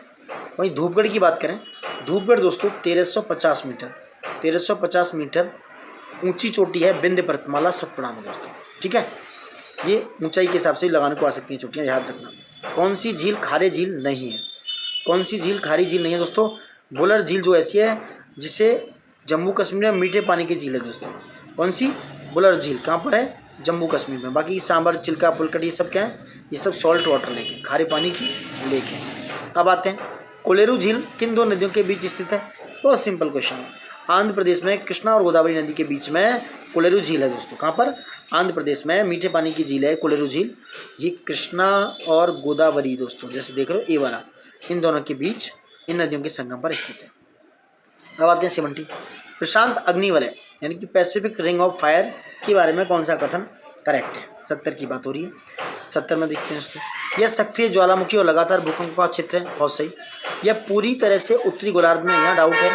यह कई अभिसारी प्लेट और सीमाओं से जुड़ा हुआ है। अभिसारी बोले तो कन्वर्जेंट प्लेन बाउंड्रीज, भाई कन्वर्जेंट प्लेट बाउंड्री होने के बाद ही इसमें वल्केनिक एक्टिविटी होती है, लगातार अर्थक्वेक्स आते हैं, बात सही है। तो उत्तरी गोलार्ध में बिल्कुल नहीं है पूरी तरीके से, क्योंकि ये दोस्तों दक्षिणी गोलार्ध में भी है।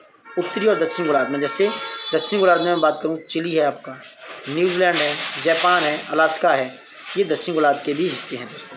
अभिसारी सीमा यानी कि जो सबडक्शन जोन है वहाँ जुड़ा हुआ है, इसमें से भूकंप और ज्वालामुखी विस्फोट होते रहते हैं दोस्तों। सो आंसर इज 1 और 3, B is the right answer regarding this. समझ रहे हैं आप? अब आते हैं 71 पे। उनकी लवणता के हिसाब से, जो समुद्र है उनकी लवणता के हिसाब से बढ़ते क्रम में व्यवस्थित करना है।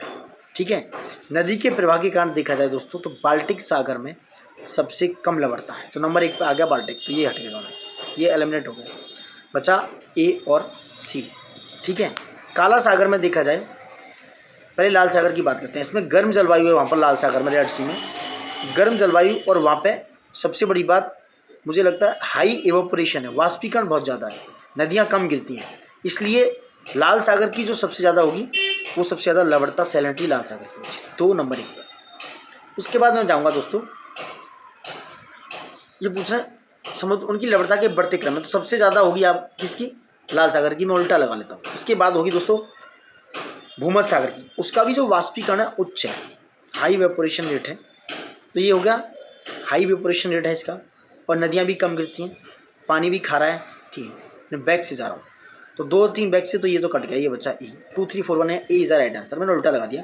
तो सबसे कम है बाल्टिक सागर की, उसके बाद है काला सागर की, क्योंकि इसमें अपेक्षाकृत औरों के कंपेरिजन में कम है, तो 4, बाकी का उसके भूमध्य सागर, उसके बाद सबसे ज़्यादा है रेड सी, तो 1 4 3 2 the is right answer. Great rift valley किस प्रकार की टेक्टोनिक गतिविधि से जुड़ी है, तो भाई बहुत सिंपल कहानी है, आपको भी पता है, अब सारी डाइवर्जेंट बाउंड्री, डाइवर्जेंट बाउंड्री होने के बाद ही ग्रेट रिफ्ट वैली का क्या होता है, निर्माण होता है, डाइवर्जेंट बाउंड्री यानी अपसारी सीमा के बाद। ठीक है, अफ्रीका में जो ग्रेट रिफ्ट वैली है अपसारी टेक्टोनिक गतिविधियों द्वारा बनी है, क्योंकि अफ्रीकी प्लेट 2 भागों में डिवाइड होगी, विभाजित होती रही, और यह दरार जो है इथोपिया से मोजाम्बिक तक फैली। कहाँ से, इथोपिया जो कि पैसिफिक ओशियन में पड़ती है, सॉरी इथोपिया दोस्तों रेड सी के आसपास पड़ता है, वो इक्वाडोर हो गया, इथोपिया से लेकर कहाँ तक, मोजाम्बिक जो चैनल है मोजाम्बिक तक फैली हुई है दोस्तों, ये डाइवर्जेंट बाउंड्री। नेक्स्ट, निम्नलिखित में से कौन सा देश कैस्पियन सागर पर सीमा नहीं बनाता, इसकी मैं एक ट्रिक बता देता हूँ आपको, ये तारीख, ये ट्रिक है, आप चाहो तो एब्जॉर्ब कर सकते हो खुद के माइंड में। तारीख बोले तो तुर्कमेनिस्तान, तारीख बोले तो क्या है इसमें, तुर्कमेनिस्तान, ए से बोले अजरबैजान, आर से रसिया, ई से ईरान, और के से कजाकिस्तान, तो इसमें यू कहीं नहीं है, तो उज्बेकिस्तान इज द आंसर हो गया, यानी कि डी इज द, कि ये कैस्पियन सागर पर नहीं लगा, 73 का हो गया डी। कैस्पियन सागर की सीमा पर रूस, कजाकिस्तान, तुर्कमेनिस्तान और ईरान लगे हुए हैं, उज्बेकिस्तान चारों ओर से घिरा हुआ है और कैस्पियन सागर को नहीं छूता है, ये बात हमने पढ़ी है भी, उज्बेकिस्तान क्या है, छूता नहीं है, तारीख आपको हमने बता दी। 74, निम्नलिखित में से कौन सी नदी अमेजन बेसिन का हिस्सा नहीं है, अमेजन बेसिन की बात हो रही है, कौन सी नदी नहीं है दोस्तों, ओरिनिको नदी है जो कि वेनेजुला में बहती है, मदिरा नदी भी है, ठीक है, टोंकान्टिस है कि नहीं, और पट्टुमायो ये भी नहीं पता, इन दोनों नदियों पर डाउट है। देखो टोंकान्टिस नदी दोस्तों ब्राज़ील में स्थित है, कहाँ पर, ब्राज़ील में, तो टोंकान्टिस नदी ब्राज़ील में स्थित है, लेकिन सीधे अटलांटिक महासागर में बहती है, अमेजन बेसिन में नहीं, तो ये कहाँ पर जाती है, अटलांटिक महासागर में, अटलांटिक ओशन में डायरेक्टली बहती है। वहीं ओरिनिको क्या है, वेनेजुला में, अमेजन बेसिन के बाहर। मदिरा और पुट्टुमायो नदियाँ अमेजन की महत्वपूर्ण सहायक नदियाँ हैं, याद रखना, मदिरा और जो पुट्टुमायो है दोस्तों, कलर चेंज कर दूँ अगर आपको नहीं आ रहा तो, मदिरा और पुट्टुमायो नदियाँ हैं, ये क्या हैं दोस्तों, अमेजन नदियों की महत्वपूर्ण ट्रिब्यूटरीज हैं, अमेजन की महत्वपूर्ण सहायक नदियाँ हैं दोस्तों। ठीक है, 75 पे आते हैं। कौन सा रेगिस्तान अपने महाद्वीप से सही ढंग से मेल नहीं खाता है, देखो कालारी अफ्रीका में है, गोबी उत्तरी अमेरिका में नहीं है, ये उत्तरी अमेरिका में कहाँ से आ गया, एशिया में है। गोबी दोस्तों एशिया यानी कि चीन और मंगोलिया के आसपास है, चाइना एंड मंगोलिया का पार्ट है गोबी डेजर्ट, जो कि ठंडा डेजर्ट है, एक कूल रेगिस्तान है। अन्य रेगिस्तान पैटागोनियन दक्षिण अमेरिका में, और ग्रेट विक्टोरिया दोस्तों ऑस्ट्रेलिया में, ये बात सही है, तो B is the right answer regarding this. अब आते हैं 76 पे, निम्नलिखित में से कौन सा द्वीप ज्वालामुखी मूल का नहीं है, जो ज्वालामुखी क्रियाओं के द्वारा बना नहीं है। देखो आइसलैंड बना हुआ है, हवाई द्वीप भी, और गैलापागोस द्वीप भी, ये सेशेल्स नहीं बना हुआ। सेशेल्स दोस्तों एक ग्रेनाइट द्वीप है, कैसा, ये ग्रेनाइट से बना हुआ द्वीप है, किससे, ग्रेनाइट से बना हुआ द्वीप है, ठीक है, ज्वालामुखी नहीं। बाकी की आइसलैंड, हवाई, गैलापागोस ये क्या है, वल्केनिक एक्टिविटी से बने हुए द्वीप है। नेक्स्ट, पेरू जो हम्बोल्ट धारा है निम्नलिखित में से किस घटना के लिए जिम्मेदार है, बताइए। ये दोस्तों दक्षिण अमेरिका के पश्चिमी तट पर ठंडे महासागर का तापमान, यानी कि दक्षिण अमेरिका जो साउथ अमेरिका है वहाँ के पश्चिमी तट पर वेस्ट वाले इलाके में ठंडे महासागर का तापमान, क्षेत्र में उच्च मछली उत्पादन, ठीक है। तीसरा, दक्षिण प्रशांत में तूफान के गठन में वृद्धि, 77 की बात हो रही है दोस्तों, 77 की। तीसरा नहीं है, तूफान के गठन में ऐसा कोई खास रोल नहीं है, क्योंकि तूफान की गतिविधि को बढ़ाने के बजाय ये कम कर देती है, क्योंकि ये ठंडी धारा है। पेरू हम्बोल्ट धारा कैसी है, पश्चिमी तट पर ठंडे महासागर के तापमान को कम कर देती है। हम्बोल्ट धारा पेरू चिली के तट पर ठंडा पानी लाती है, क्योंकि ये ठंडी धारा है, तो ये हो गया ए राइट, और क्षेत्र में उच्च मछली उत्पादन होता है, तो A is the right answer, ठीक है। ये अपवेलिंग के कारण दुनिया की सबसे समुद्री मछली उत्पादन के पकड़ने का मैदान भी बन जाती है दोस्तों, ठीक है, और ये जो तूफान की स्थिति को कम कर देती है। नेक्स्ट, टैगा बायोम के बारे में कौन सा कथन सही है, यह उत्तरी और दक्षिणी दोनों गोलार्ध में पाए जाते हैं। इसमें मुख्य रूप से शंकुधारी वन है। इसमें लंबी कठोर सर्दियों और छोटी गर्मियाँ होती हैं दोस्तों। 78 का मामला है, बहुत ज़्यादा टैगलाइन है। देखो उत्तरी और दक्षिणी गोलार्ध में कहाँ पाया जाएगा टैगा? टैगा दोस्तों सिर्फ बायोम उत्तरी गोलार्ध में। कहाँ पर? उत्तरी गोलार्ध में। कहाँ पाया जाता है? कनाडा, रसिया और स्कैंडिनेविया में दोस्तों। इसलिए दक्षिणी गोलार्ध की वजह से ये हो गया गलत, ये गलत हो गया, तो बाकी के सब सही हो गया। B is the right answer. इसमें मुख्य रूप से शंकुधारी यानी कॉनिफेरस फॉरेस्ट है। यह लंबी कठोर सर्दियों छोटी गर्मियों में होते हैं दोस्तों। अब आते हैं 79 क्या है? कौन सा जल डमरू मध्य ऑस्ट्रेलिया महाद्वीप को पापुआ न्यूगिनी से अलग करता है? इसको ऑस्ट्रेलिया महाद्वीप को पापुआ न्यूगिनी से अलग करता है। बहुत सिंपल है दोस्तों, ये है आपकी टॉरस जल डमरू मध्य। क्योंकि जो बास जल डमरू मध्य है ये ऑस्ट्रेलिया और तस्मानिया को अलग करती है। कुक जो जल डमरू मध्य है न्यूजीलैंड के उत्तरी और उनके नॉर्थ और दक्षिण द्वीपों को अलग करती है, ठीक है। और सुंडा जो जल डमरू मध्य है ये सुंडा सुमात्रा और जावा को, सुमात्रा और जावा इंडोनेशिया के बीच में है सुंडा जल डमरू मध्य दोस्तों, ठीक है। निम्नलिखित में से कौन सा सतही क्षेत्रफल के हिसाब से सबसे बड़ा अंतर्देशीय जल निकाय है? और सिंपल हो गया, यह है कैस्पियन सागर, इनलैंड सी दोस्तों, इनलैंड सी। कैस्पियन सागर जो है एक इनलैंड जल निकाय है, वाटर बॉडी है, और इसका जो एरिया है 3,71,000 वर्ग किलोमीटर में फैला हुआ है। सुपीरियर झील देखा जाए तो ये सतही झील है, सतह पर रहने वाली सबसे बड़ी मीठे पानी की झील है। और बैकाल क्या है? ये सबसे बड़ी गहरे मीठे पानी की झील है बैकाल, जो कि कहाँ है? साइबेरिया यानी कि रसिया में। समझ रहे हैं आप? 80 का आंसर हो गया बी, 81। किस देश में सबसे अधिक सक्रिय ज्वालामुखी पाए जाते हैं? इंडोनेशिया में। करीब करीब 130 के आसपास, 130 प्लस एक्टिव वल्केनो इंडोनेशिया में पाए जाते हैं। रिंग ऑफ फायर पर पड़ता है इसलिए। भारत में राजकोषीय घाटे के बारे में निम्नलिखित कथनों पर विचार करना है। बात करें हम इस समय फिस्कल डेफिसिट की दोस्तों। किसकी? फिस्कल डेफिसिट की, एफडी। क्या है राजकोषीय घाटा दोस्तों? क्या है ये? राजकोषीय घाटा की बात करते हैं, कुल सरकारी व्यय जो एक्सपेंडिचर है और कुल राजस्व जो होता है उधार को छोड़कर, उसके बीच का अंतर है, जो रिवेन्यू है कुल, उसके बीच के अंतर को क्या कहते हैं? राजस्व घाटा कहते हैं। यानी उच्च राजकोषीय घाटे का अर्थ है सरकार की उधारी में वृद्धि। ऐसा होता है क्या? दूसरा है राजकोषीय घाटा सरकार के कुल व्यय और कुल राजस्व के बीच का अंतर है और उसमें उधारी शामिल नहीं होती, ये बात भी सही है, अभी हमने पढ़ी है। कम राजकोषीय घाटा हमेशा उच्च आर्थिक विकास की ओर ले जाता है, ये बात कायदे की नहीं है, ऐसा हमेशा नहीं होगा, तो A is the right answer. उच्च राजकोषीय घाटा सरकारी उधारी को बढ़ावा देता है, जिससे असर ब्याज दरों और इन्फ्लेशन पर पड़ता है दोस्तों, ठीक है। इन्फ्लेशन यानी कि महंगाई पर पड़ जाता है। कम राजकोषीय घाटा हमेशा उच्च आर्थिक विकास की गारंटी नहीं देता। जैसे कि कम फिस्कल डिफिसिट है तो जरूरी नहीं है कि बहुत इकोनॉमिक डेवलपमेंट होगा, बहुत उसकी हाई रेट होगी दोस्तों, ऐसा जरूरी नहीं है, ठीक है। नेक्स्ट है आपका 83 क्या है आपका? 83 देखते हैं दोस्तों। ट्विन सीट बैलेंस का मामला है, भारतीय अर्थव्यवस्था को सही ढंग से बताना है। बहुत सिंपल है, ये बैंकों में जो तनावग्रस्त कॉर्पोरेट ऋण है और गैर निष्पादित परिसंपत्तियां जिसे बोलते हैं एनपीए, नॉन परफॉर्मिंग एसेट्स हैं, वो ट्विन सीट बैलेंस की समस्या को सही ढंग से परिभाषित करते हैं। जो कॉर्पोरेट ऋण चुकाने में असमर्थ हैं दोस्तों, इसलिए एनपीए बढ़ता जा रहा है बैंकों का। जो नॉन परफॉर्मिंग एसेट्स हैं वो बढ़ते जा रहे हैं, क्योंकि जो बैंकों ने लोन दिया है उसको वापसी नहीं हो रही है। इससे बैंक क्या होता है? बैंक ऋण कमजोर हो जाता है, वीक हो जाता है, और निवेश और आर्थिक विकास क्या होता है? स्लो हो जाता है, या इस तरह की फौती हो जाती है, फौजरी हो जाती है, जैसे माल्या जी ने किया पंजाब बैंक में, मोदी जी ने की, नीरव मोदी ने। तो इस तरह के जो मामले हो जाते हैं तो फिर बहुत बड़ा इम्पैक्ट पड़ता है। अब बात करते हैं एनएसओ, राष्ट्रीय सांख्यिकी कार्यालय के संदर्भ में। इसका गठन राष्ट्रीय नमूना सर्वेक्षण कार्यशाला एनएसएसओ और केंद्रीय सांख्यिकी कार्यालय एससीएसओ को मिलाकर किया गया। बात कायदे की है। दूसरा, यह वित्त मंत्रालय के अधीन है, यही गलत होगी भाई, ये ministry of static and department है, एमओएसपाई बोलता हूँ मैं, जो एमओएसपीआई इसके अंदर काम करता है। तो दो गलत तो सारे गलत, तो इज द राइट आंसर। यानी कि यह जीडीपी अनुमान और विभिन्न आर्थिक सर्वेक्षणों के लिए भी जिम्मेदार है, आप इससे अनुमान लगा सकते हो। तो 84 का इज द राइट आंसर। 85 पे आ जाओ। नवीनतम रुझानों के अनुसार भारत के रोजगार में निम्नलिखित में से किस क्षेत्र की हिस्सेदारी सबसे अधिक है? किस क्षेत्र की हिस्सेदारी रोजगार में सबसे अधिक है, ये पूछ रहे हैं 85 में दोस्तों। भाई अभी तक कृषि और संबंधित गतिविधियों में देखा जाए तो 15 से 18% का सकल घरेलू उत्पादन का योगदान है, 15 से 18%। लेकिन यह पीएलएफएस के डेटा से, यानी कि पीरियोडिक लेबर फोर्स सर्वे के डेटा के हिसाब से, यहाँ कार्यबल की हिस्सेदारी है करीब 45% से ज़्यादा, 45 से 50% यहाँ पे वर्कफोर्स आज भी इंगेज है। सेवा क्षेत्र की बात करें तो उसका जो दोस्तों सकल घरेलू उत्पाद में जो हिस्सा है वो 50% से ज़्यादा के आसपास हो गया है। बट जो कार्य बल में बहुत छोटा हिस्सा है, वहाँ पे बहुत छोटा हिस्सा है जिसका आंकड़ा आप नहीं बता सकते, अभी आंकड़ा नहीं पता है। 50% लेकिन लोग हैं इसमें, 50% सॉरी, इसका जीडीपी है यानी घरेलू उत्पाद के हिसाब से। नेक्स्ट है भारत के औद्योगिक वर्गीकरण के बारे में क्या है, 86 है। राष्ट्रीय औद्योगिक वर्गीकरण यानी कि एनआईसी अंतर्राष्ट्रीय मानक औद्योगिक वर्गीकरण के पर आधारित है और नवीनतम एनआईसी संशोधित 2018 में किया गया।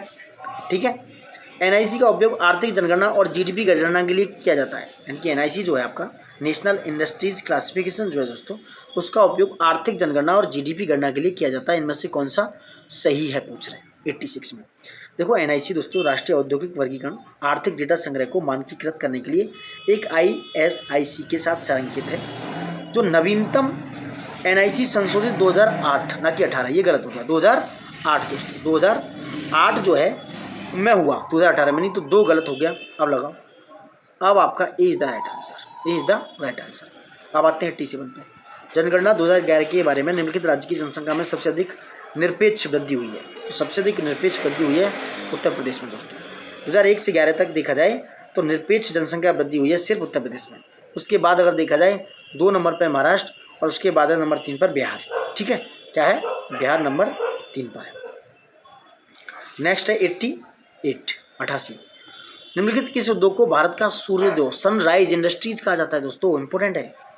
सनराइज इंडस्ट्री दोस्तों उनको कहते हैं, मैं पहले एक डेफिनेशन बता दूं, जहां उच्च विकास क्षमता वाले उभरते उद्योग हैं और जहां पर नवीकरणीय रेन्यूएबल एनर्जी जैसी चीज़ें यूज हों, सौर, पवन और जैव ऊर्जा, तो भारत के प्रमुख उभरते हुए क्षेत्र हैं जिसे सरकारी नीतियों का समर्थन प्राप्त है दोस्तों। ये हो गए सी इज द राइट आंसर इसके रिगार्डिंग में। अब आते हैं 89 पे। मानव विकास सूचकांक एसडीआई की गणना में निम्नलिखित में से किस संकेतक का उपयोग नहीं किया जाता। अब एचडीआई के इंडिकेटर देख लो, एचडीआई ह्यूमन डेवलपमेंट इंडेक्स की बात हो रही है यहाँ पर। कौन कौन से इसके इंडिकेटर हैं, इसके जो इंडिकेटर हैं दोस्तों, ट्रिपल पी पे प्रति व्यक्ति आय, ये भी सही है। दूसरा है जन्म के समय जीवन प्रत्याशा, ये भी सही है। स्कूली शिक्षा के औसत वर्ष, ये भी सही है दोस्तों। और ये 3 ही है इसमें, चौथा तो गिनी गुणांक कहाँ से आ गया पता नहीं। अब गिनी गुणांक का काम है ये आय की जो इनकम की इनइक्वलिटी है, आय की असमानता को मापता है, ना कि सीधे मानव विकास को। तो गिनी गुणांक इनकम आय की जो असमानता इनइक्वलिटी को मापता है दोस्तों। अब आते हैं 90 पे। भारत की जनगणना 2011 के संबंध में कथनों पर विचार करना है, क्या है 90 का। भारत की जनसंख्या वृद्धि दर 2001 की जनगणना में करीब 21.5% बढ़ी थी। कितनी, 21.5।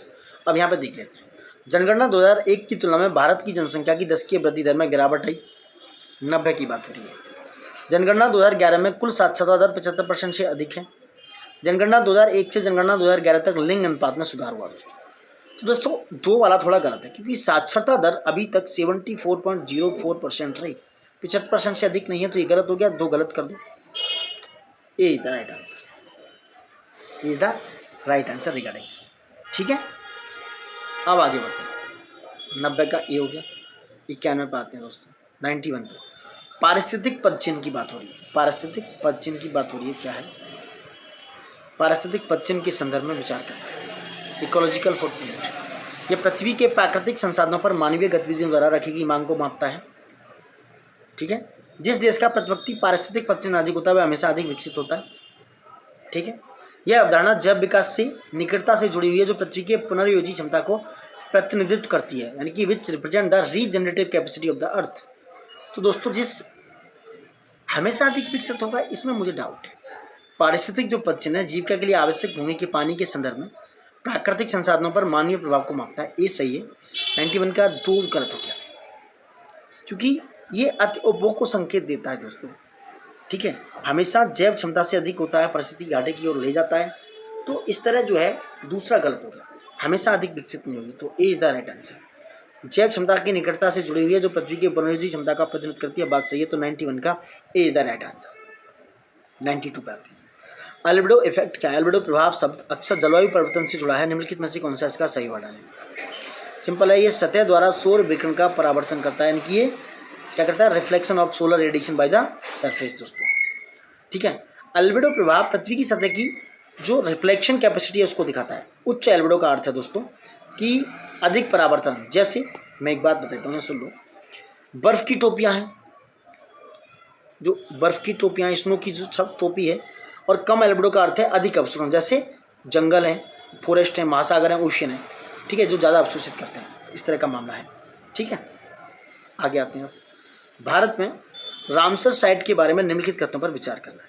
क्या विचार है? रामसर साइट रामसर कन्वेंशन के तहत अंतर्राष्ट्रीय महत्व की आर्द्रभूमि है, बात सही। दक्षिण एशिया में भारत में सबसे अधिक रामसर स्थल हैं, इस बात पर विचार करना है, वैसे सही हो सकते हैं। केवल मीठे पानी की आर्द्रभूमियाँ ही रामसर पद नाम के लिए पात्र हैं, ये गलत हो गया। तीसरा गलत हो गया, सब गलत, यानी कि ये सही है। दक्षिण एशिया में रामसर साइट देखा जाए दोस्तों, अब तक 91 वेटलैंड हो चुकी है। ठीक है, और रामसर कन्वेंशन 1971 के तहत अंतर्राष्ट्रीय महत्व की आर्द्रभूमि है दोस्तों, समझ रहे हैं आप। ए इज द राइट आंसर। 94 पे आते हैं। निम्नलिखित में से कौन बायो मैग्निफिकेशन सबसे सही ढंग से जुड़ा हुआ है, ये परिभाषित है। ये है दोस्तों आपका ए, क्रमिक ट्रॉपिक स्तर पर प्रदूषकों का संचय, यानी कि accumulation of the pollutants at the successive trophic levels. जो बायो एक्यूमुलेशन होता है, जैसे वो DDT है, भारी धातु की सांद्रता में वृद्धि हो, क्योंकि वे खाद्य श्रृंखला में ऊपर जाते हैं। ठीक है, ये है आपका 94। अब आते हैं 95 पे। स्टॉकहोम कन्वेंशन के बारे में, यह स्थायी कार्बनिक प्रदूषण जो है पॉप्स बोलते हैं, परसिस्टेंट ऑर्गेनिक पॉल्यूटेंट्स बोलते हैं, के उपयोग को समाप्त करने या प्रतिबंधित करने के लिए एक वैश्विक संधि है दोस्तों। ठीक है, नेक्स्ट, भारत स्टॉकहोम कन्वेंशन का एक पक्षकार है। नेक्स्ट, पोप्स जो है पर्यावरण में जल्दी से विघटित हो जाते हैं, जिससे उन्हें नियंत्रित करना आसान हो जाता है। भाई ये तो बहुत मुश्किल काम है, इनको बहुत आसानी से विघटित नहीं होते हैं और पारिस्थितिक तंत्र में बने रहते हैं, इसलिए तीसरा हो गया गलत। तो A is the right answer दोस्तों, क्योंकि भारत स्टॉकहोम कन्वेंशन का एक पक्षकार है और स्टॉकहोम कन्वेंशन दोस्तों 2001 के उद्देश्य से लाया गया था। 2001, ठीक है, 2001 में DDT, ठीक है, PCB, डाइऑक्सिन जैसे जो स्थायी कार्बनिक थे, यानी कि जो स्टेबल कार्बनिक प्रदूषक थे, पॉप्स थे, उनको खत्म करना या उनको प्रतिबंधित करने के लिए लाया गया। भारत इस कन्वेंशन का पक्षकार रहा है दोस्तों, और उसने कई POP पर, यानी कि जो परसिस्टेंट ऑर्गेनिक पॉल्यूटेंट्स से, उन पर रोक लगा दिया इंडिया ने। ठीक है, A is the right answer. अब आते हैं 96 पर। भारतीय जैव विविधता हॉटस्पॉट और उनकी प्रमुख प्रजातियों के संबंध में क्या है? 96, पश्चिमी घाट। क्या है? पश्चिमी घाट दोस्तों, ये मालाबार सिवेट वहाँ पाया जाता है। दूसरा, इंडो बर्मा में रेड पांडा पाया जाता है। सुडालैंड में डुगोंग पाया जाता है। ये दोस्तों का डुगोंग दोस्तों सुंडालैंड में नहीं, अंडमान और मन्नार की खाड़ी में पाया जाता है। कहाँ पर? अंडमान और मन्नार की खाड़ी में डुगोंग पाया जाता है।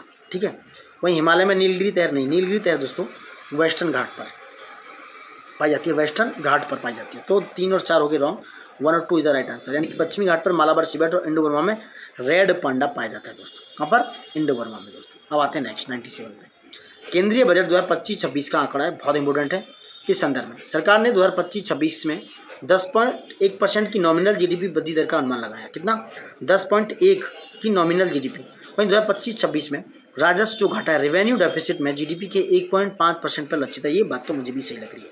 देखो, GDP जो है सरकार ने 2025-26 में नॉमिनल GDP की दर जो है 10.1 रखी है, यानी कि वास्तविक विकास जमा मुद्रास्फीति इसे कहा जाएगा। तो दोनों सही है, D is the right answer regarding this, D is the right answer. ठीक है, 2024-25 के संशोधन में सुधार किया, जो कि 2024-25 में थी, 2024-25 में थी ये 1.9% राजस्व घाटा, अब कितना है?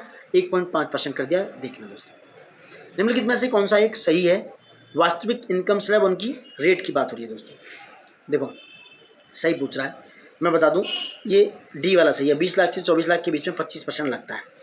बाकी का 0 से 4 लाख की बात करूं, कुछ भी लगता है। 4 से 8 लाख पे लगता है दोस्तों 5%, 8 से 12 लगता है आपका 10%, 12 से 16 लगता है आपका 15%, 16 से 20 लगता है आपका 20%, और 20 से 24 25%, और 24 लाख से ऊपर है तो 30% आपको टैक्स देना पड़ेगा। टैक्स ही देते रहो भैया। केंद्र सरकार ने बजट 2025-26 में किस राज्य में मखाना बोर्ड के गठन की घोषणा की दोस्तों? ये 90 का आंकड़ा है। केंद्रीय बजट 2025-26 में कहा गया कि मखानों के उत्पादन और प्रसंस्करण, मूल्य संवर्धन, विपणन के लिए बिहार के शायद भागलपुर में दोस्तों मखाना बोर्ड की स्थापना की जाएगी। नेक्स्ट है 100 क्वेश्चन। केंद्रीय बजट 2025-26 के संदर्भ में क्या सही नहीं है? कौन सा सही नहीं है बात हो रही है? ये आपका उत्तर प्रदेश में राष्ट्रीय खाद्य प्रौद्योगिकी उद्यमशीलता और प्रबंधन संस्थान स्थापना की जाएगी। उत्तर प्रदेश में नहीं की जाएगी दोस्तों, क्योंकि केंद्रीय बजट में कहा गया है कि बिहार में राष्ट्रीय खाद्य प्रौद्योगिकी उद्यमशीलता और प्रबंधन संस्थान की स्थापना की जाएगी। कहाँ पर दोस्तों? बिहार में की जाएगी, उत्तर प्रदेश में नहीं। सो सी इज द राइट आंसर, मतलब रॉन्ग पूछा है तो इस हिसाब से वो राइट होगा। उत्तर प्रदेश बजट 2025-26 में घोषित योजनाओं में क्या सही नहीं है दोस्तों? अब देखते हैं। यूपी सरकार का बजट है 8,08,736 करोड़ रुपये, सही है, जो पिछले साल की तुलना में 7.8% अधिक है। कहीं आंकड़ा मात खा गया, ये 9.8% अधिक है दोस्तों, 9.8% अधिक है। तो ये पहला ही गलत हो गया। बाकी के सही। उत्तर प्रदेश राज्य स्तरीय इंटर्नशिप योजना शुरू करेगा, ठीक है। उसके बाद मेधावी छात्राओं को निःशुल्क स्कूटी योजना के तहत स्कूटर प्रदान किए जाएंगे। अयोध्या, बस्ती, बांदा, आजमगढ़, मिर्जापुर और सहारनपुर में 6 नए फॉरेंसिक साइंस लैब। कहाँ पे? अयोध्या, बस्ती, बांदा, आजमगढ़, मिर्जापुर और सहारनपुर, याद रखना दोस्तों। नेक्स्ट है 102। अनपरा ई तापीय परियोजना उत्तर प्रदेश के किस जिले में है दोस्तों? ये आपके सोनभद्र में। किसमें? सोनभद्र जिले में पड़ती है दोस्तों अनपरा, ठीक है। अनपरा किसमें है? सोनभद्र जिले में दोस्तों। उत्तर प्रदेश बिजली की कमी को दूर करने के लिए उत्तर प्रदेश यानी कि उत्तर प्रदेश राज्य विद्युत निगम लिमिटेड के द्वारा इसका तापीय अनपरा ई तापीय परियोजना का नवंबर 2023 से प्रस्ताव की मंजूरी मिली और इसका तब से ही क्या किया जा रहा है? निगमन किया जा रहा है, इसको चलाया जा रहा है। यह परियोजना सोनभद्र जिले के अनपरा में कितने 1600 मेगावाट की बिजली संयंत्र है। यह परियोजना एनटीपीसी और यूपीआरवीयूएनएल के द्वारा यूपीआरवीएनएल के सहयोग से स्थापित की गई थी दोस्तों। इसका एक जॉइंट प्रोजेक्ट है। क्वेश्चन नंबर 103 पे आते हैं। 29 जनवरी 2025 को महाकुंभ प्रयागराज में मौनी अमावस्या के दौरान मेला क्षेत्र में हुई भगदड़ की जांच के लिए गठित न्यायिक आयोग के अध्यक्ष कौन है दोस्तों? बहुत इंपॉर्टेंट है। यह सेवानिवृत्त न्यायमूर्ति हर्ष कुमार, जो क्या है रिटायर्ड जस्टिस हर्ष कुमार को इनका हेड बनाया गया। 103 में डी दोस्तों। अब आते हैं 104 पे आते हैं। क्या है 104? उत्तर प्रदेश स्थापना दिवस 2025 की थीम क्या है? थीम पूछना दोस्तों, कौन सी है दोस्तों? यह विकसित और विरासत प्रगति के पथ पर Uttar Pradesh. B is the right answer. क्या है?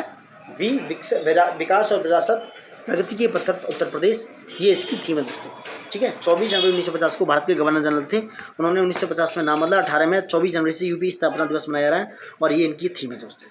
अब आते हैं 105 पे। हाल ही में भारतीय अंतर्देशीय जलमार्ग प्राधिकरण का क्षेत्रीय कार्यालय उत्तर प्रदेश के किस जिले में खोला गया? ये खोला गया आपका वाराणसी में दोस्तों। वाराणसी में खोला गया क्षेत्रीय कार्यालय। इससे पहले दोस्तों गुवाहाटी में, पटना, कोच्चि, भुवनेश्वर और कोलकाता में स्थित थे। अब क्या है? ये उत्तर प्रदेश के कहाँ पर खोला गया? वाराणसी में। अब आते हैं नेक्स्ट। उत्तर प्रदेश के संदर्भ में क्या सही है? उत्तर प्रदेश जैम यानी कि गवर्नमेंट ई मार्केट प्लेस का पूर्ण रूप से अपनाने वाला पहला राज्य बन गया है, यही सही हो सकता है। ओएनजीसी ने बलिया में कच्चे तेल की ड्रिलिंग शुरू किया, ये बात सही है दोस्तों, ये भी इंपॉर्टेंट है। ओएनजीसी ने बलिया में कच्चे तेल की ड्रिलिंग शुरू की, is very important regarding the Uttar प्रदेश।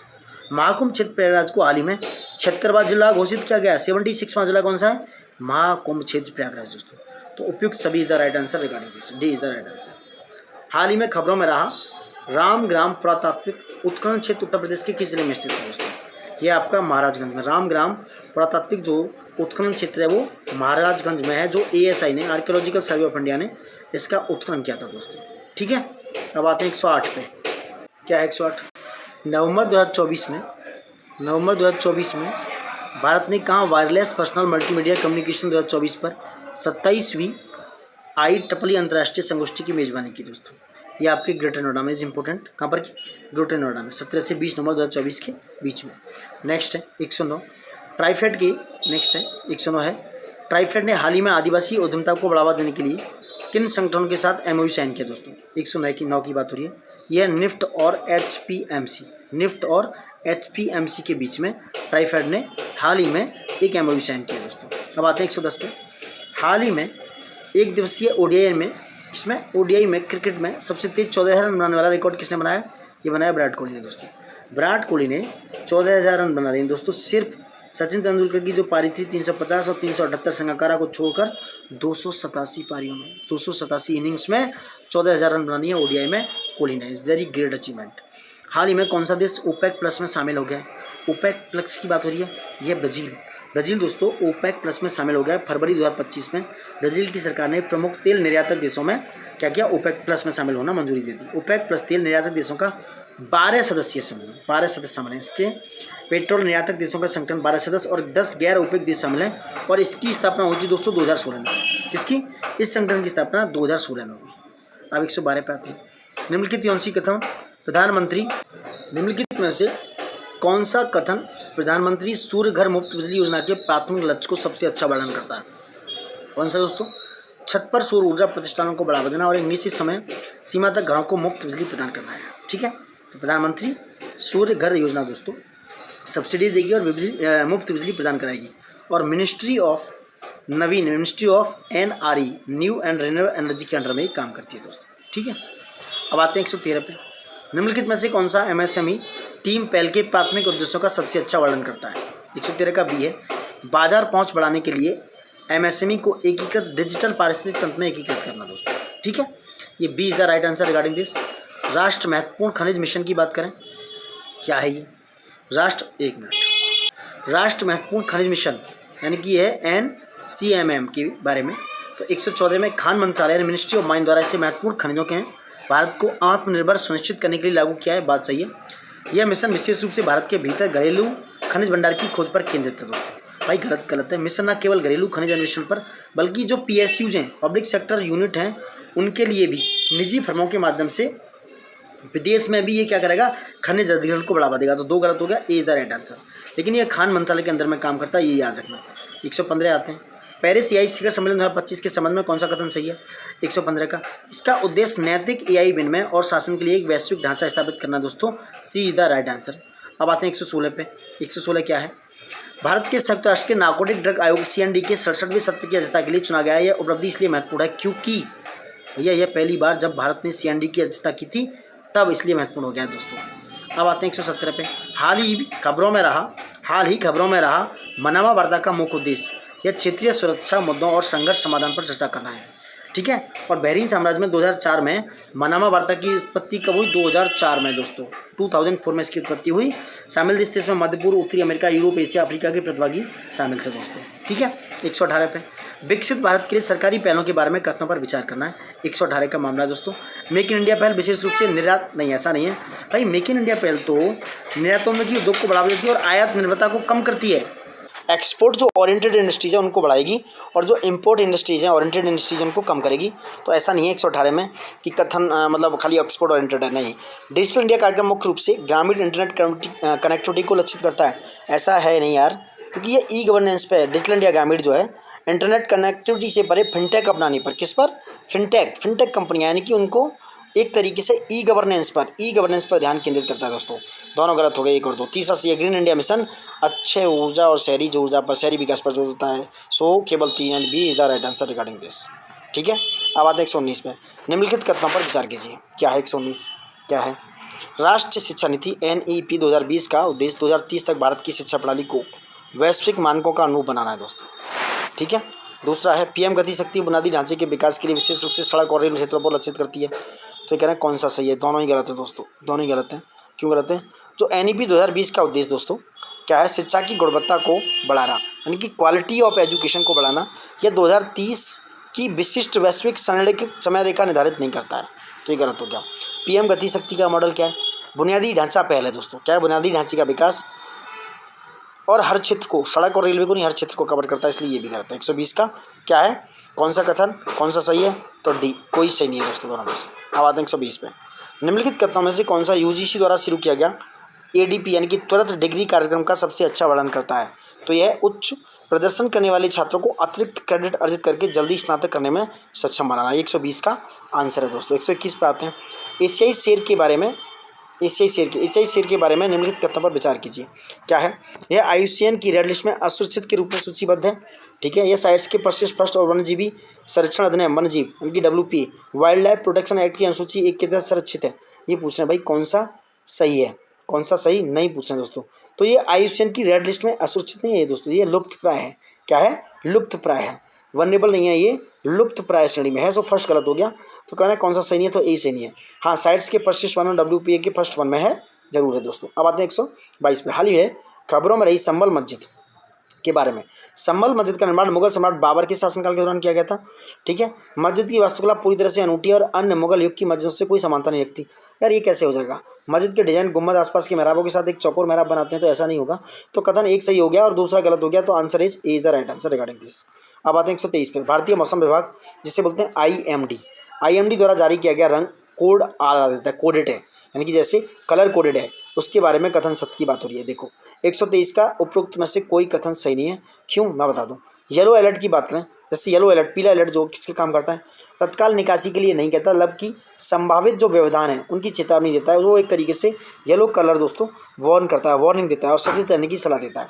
वहीं बात करें ग्रीन अलर्ट की बात करें, सब ठीक है, कोई कार्रवाई नहीं होगी और इसकी संभावना की कोई ज़रूरत नहीं है। और नारंगी अलर्ट, ऑरेंज अलर्ट महत्वपूर्ण व्यवधानों के साथ साथ बेहद खराब मौसम की संभावना को उजागर करता है, जिसके लिए सावधानी ही नहीं बल्कि तैयारी की भी आवश्यकता होती है, प्रिपेयर्डनेस की आवश्यकता होती है। सो एक भी आंसर सही नहीं है, एक भी आंसर सही नहीं है। 124 की बात करते हैं। अब आते हैं 124 पे दोस्तों। क्या है 124? हाल ही में खबरों में रहा पूजा स्थल अधिनियम 1991 के बारे में। क्या है? यह धार्मिक स्थलों की विभिन्न संप्रदायों या खंडों में बदलने पर रोक लगाता है। बात कायदे की है। देश के सभी प्राचीन स्मारक इसके अधीन आते हैं, ऐसा नहीं है। तो A is the right answer दोस्तों।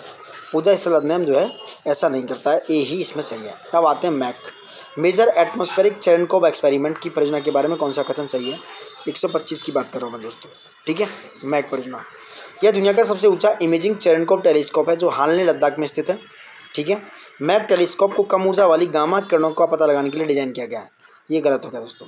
मैक को दोस्तों जो है उच्च ऊर्जा गामा कणों का अध्ययन करने, कम ऊर्जा वाले नहीं तो उच्च ऊर्जा गामा कणों का अध्ययन करने के लिए, ब्रह्मांड के सबसे ऊर्जावान घटनाओं supernova, black hole, gamma ray विस्फोट को समझने में, इन सब के लिए डिजाइन किया गया। तो दूसरा गलत हो गया, A is the right answer is the regarding this. अब आते हैं 126 पे। अंतरिक्ष अभ्यास की बात करें दोस्तों। अंतरिक्ष अभ्यास 2024 के बारे में कथनों पर विचार करना है। अंतरिक्ष अभ्यास 2024 अंतरिक्ष से संबंधित खतरों और अवसरों को संबोधित करने के लिए रक्षा अंतरिक्ष एजेंसी द्वारा आयोजित किया गया दोस्तों। इस अभ्यास में इसरो और डीआरडीओ बहुत इंपॉर्टेंट है। इसरो और डीआरडीओ जैसी अन्य प्रमुख शाखाओं और संगठनों का भागीदारी शामिल है। दोनों सही है दोस्तों, दोनों ही सही है, दोनों 1 और 2 इज द राइट आंसर। ये नवंबर 2024 की न्यूज़ है, याद रखना, नवंबर 2024 में इनको बनाया गया था और डीआरडीओ वगैरह इसमें सब शामिल थे। अब आते हैं 127 पे। निम्नलिखित में से कौन सा कथन Abhay anti submarine warfare shallow watercraft के उद्देश्य के बारे में सबसे अच्छा वर्णन करता है? यह दोस्तों कम तीव्रता वाले समुद्री अभियानों और तटीय जल में माइन बिछाने पर केंद्रित। आप पॉज लेके क्वेश्चन का आंसर कर सकते हो, अपना जो भी आपकी OMR शीट वहाँ लिख रहे हो वो, ठीक है। तो 127 को हो गया डी। अब आते हैं 128 पे दोस्तों। 128 पे आते हैं डी, ठीक है। तो ये मैं खबरों में रहे भारतीय अंतरिक्ष स्टेशन जैसे कहते हैं BAS, उसके उद्देश्य के संदर्भ में निम्नलिखित में से कौन सा अच्छा वर्णन है? तो यह है कक्षा में वैज्ञानिक अनुसंधान पर ध्यान केंद्रित करने के साथ अल्पकालिक मिशनों का समर्थन करना। ए इज द राइट आंसर। 128 का A is the right answer दोस्तों, ठीक है। बहुत डिटेल में नहीं घुसेंगे क्योंकि बहुत लंबा टेस्ट होने वाला है, ज़्यादा लंबा करने से आप भी बोर हो सकते हो। अब है क्वेश्चन नंबर 29 रीजनिंग के पेपर दोस्तों। रीजनिंग के क्वेश्चन है, देखते हैं कितनी ताकत है। 3 लगातार सम संख्याओं का योग है 96, सबसे बड़ी संख्या अदा करनी है। बहुत सिंपल क्वेश्चन है। मान लो 3 लगातार संख्याएं x है, x+2 x+4, गॉट इट। अब x+4 हो गया। इनको ये कह रहे हैं कि इनका जो योग है 96, तो इनको बराबर रख दिया 96 के, 96 की, किसकी 96 की। अब ये हो गया 3x + 6 = 96, x बराबर आ गया 30, x बराबर 30 आ गया और x सबसे बड़ी संख्या हमने उसमें मानी थी x+4, तो 30 + 4 कितनी हो गई 34। C is the right answer. I hope आप समझ गए होंगे। नेक्स्ट है, एक उम्मीदवार कुल अंकों का 40% अंक प्राप्त करता है, 50 अंकों से अनुत्तीर्ण हो जाता है और यदि उसमें 50% अंक प्राप्त किए होते तो वह 10 अंकों से उत्तीर्ण होता। परीक्षा के कुल अंक क्या है? 130वां है दोस्तों। देखो मान लो कुल अंक x है, मैंने x मान लिए, ठीक है। प्रश्न के अनुसार जो कहता है कि अगर उसको 40% प्राप्त हुए हैं अंक, 40% अंक मिले हैं तो वो 50 अंकों से अनुत्तीर्ण हो गया है दोस्तों। कितने? 50 अंकों से अनुत्तीर्ण हो गया है। जो अनुत्तीर्ण अंक हैं उनको मान लो और -50 कर दो, ठीक है। एक कैलकुलेशन बनानी होगी, आप चाहो तो कर लेना, बहुत सिंपल है, बहुत बड़ी बात नहीं इसमें। 50%, अब दूसरा 50%, यदि उसने 50% अंक प्राप्त किए होते तो उसको मिलते 10 अंक ज़्यादा, यानी कि उत्तीर्ण होने से 10 अंक ज़्यादा। तो कैलकुलेशन बन जाएंगी, इनको सॉल्व कर लेंगे तो x का मान आ जाएगा 600 दोस्तों। कितना? 600 आ जाएगा। इसको वैसे भी कर सकते हो ऑप्शन से। 40% अंक मिले यानी कि 240 मिले, 50 से अनुत्तीर्ण हो गया, 50 इसमें जोड़ दो तो 290, ठीक है। अब 50 अंक प्राप्त किए इसने 300 और 10 अंक ज़्यादा मिले तो 300 में से 10 घटा दो, तब भी आंसर आ गया। ऑप्शन से भी कर सकते हो आप इसको, ठीक है दोस्तों। अब आते हैं 131 पे। क्या है? ए और बी एक काम को 12 दिनों में पूरा कर सकते हैं, बी और सी 15 में और ए और सी 20 दिन में। ए बी सी मिलकर इस काम को कितने दिनों में करेंगे दोस्तों? कितने दिनों में ही कंप्लीट करेंगे देखते हैं। देखो ए बी करते हैं 12 काम, 12 15 20, इनका एलसीएम कितना आ गया? एलसीएम लेने पे 12 15 20 का आ जाएगा 60। कितना? 60। ये आ गया आपका एलसीएम, लीस्ट कोफिशिएंट मैन जो भी है वगैरह। एलसीएम आ गया इसका कितना 60। अब ए और बी जो करेंगे इसको कितने में करेंगे 5 में, बी और सी कितने में करेंगे 4, और वो क्या नाम है, और ए और सी 3, ठीक है, कितने में करेंगे 3 में दोस्तों। अब ये कह रहे हैं कि ये ए बी सी का प्रतिदिन का संयुक्त कितना है दोस्तों, एक्स का मान आया 5 4 3 12, अब आ गया कितना, तीनों को मिलाना है तो ये हो गया ए बी प्लस सी बराबर 2, ये आ गया 12 पंजे 60, 5 10 दिन में दोस्तों। कैसे, अब 60 को 12 से डिवाइड किया मैंने, ये आ गया 12 मतलब 5, ये निकल आया ए बी सी का काम। अब ये 2 हैं ए बी सी, तो ये हो गया 10 दिन में, ठीक है। अब नेक्स्ट आते हैं 132 पे। 132 पे क्या है, ए और बी की आय का अनुपात है 4:5, उनका जो खर्चा है 7:9 है। यहाँ रखते हैं दोस्तों, ए और बी लिख लेते हैं, उनकी आय का अनुपात इनकम है, इनकम यहाँ 4 और 5 अनुपात में हो रही है, और इनका जो एक्सपेंडिचर है खर्चा है कितना 7:9। दो कैलकुलेशन बनाओ, 4x - 7/, और 5x - 9/। 4x - 7/, कह रहा है उसकी बचत है 4000 और इसकी 5000, x/, का मान निकालो, दोनों का आ जाएगा, तो x की इनकम है 20,000, ये की आय हो जाएगी 20,000। 5 × 4 इनको कैलकुलेशन बनाओगे 20,000 हो जाएगा दोस्तों, ठीक है, ठीक है। अब नेक्स्ट क्वेश्चन 133 है। वैसे मैं चाहूँ तो इनको अलग कराऊंगा दोस्तों, अलग एक वीडियो में रीजनिंग के क्वेश्चन करा दूंगा और हिंदी के भी साथ में, ठीक है। हिंदी के बहुत सारे क्वेश्चन इनको अलग कराएंगे, ठीक। चलो हिंदी के मैं करा देता हूँ, रीजनिंग के आप एक बार देख लेना, रीजनिंग भी करा दूंगा लेकिन देख लेना। अब हिंदी में इसमें करा ही देता हूँ, चलो आ गया हूँ तो देखो, उदात्त शब्द का सही विलोम क्या है, उदात्त शब्द का सही विलोम शब्द क्या है दोस्तों। 141 की बात हो रही है। उदात्त का जो विलोम है निम्न कोटि दोस्तों, उदात्त का अर्थ है उच्च, महान, श्रेष्ठ, तो उसका क्या हो जाएगा निम्न कोटि, तुच्छ, घटिया, निम्न दोस्तों। वहीं अविचल शब्द का विलोम क्या है, अविचल का हो जाएगा चंचल दोस्तों। अविचल होता है अटल, क्या है अटल, स्थिर, ठीक है, अटल स्थिर दृढ़ विचार वाला, चंचल हो गया अस्थिर, ठीक है, तो इज द राइट आंसर, ठीक है।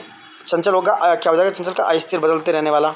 अब नेक्स्ट है प्रच्छन्न शब्द का सही विलोम दोस्तों क्या है, देखो बहुत सिंपल है, प्रच्छन्न का हो जाएगा आपका प्रकट, प्रकट का अर्थ होता है आपका जो सामने हो, प्रच्छन्न का है छिपा हुआ, तो B is the right answer regarding this दोस्तों, regarding this B is the right. अनुवर्ती, अनुवर्ती शब्द का क्या हो जाएगा, विपरीतार्थक शब्द क्या होगा, अनुवर्ती की बात हो रही है, इसका हो जाएगा अनुवर्ती होता है पीछे चलने वाला, अनुसरण करने वाला, तो इसका हो जाएगा अग्रणी। 144 का ए, अग्रणी हो जाएगा जो आगे रहता है, आगे बढ़ने वाला, नेतृत्व करने वाला, ठीक है, ठीक है। नेक्स्ट है आपका दुर्व्यसनी, दुर्व्यसनी शब्द का सही विलोम क्या होगा, एक मिनट, दुर्व्यसनी शब्द का सही विलोम क्या हो सकता है दोस्तों 145 का, ये हो गया सदस्यनी।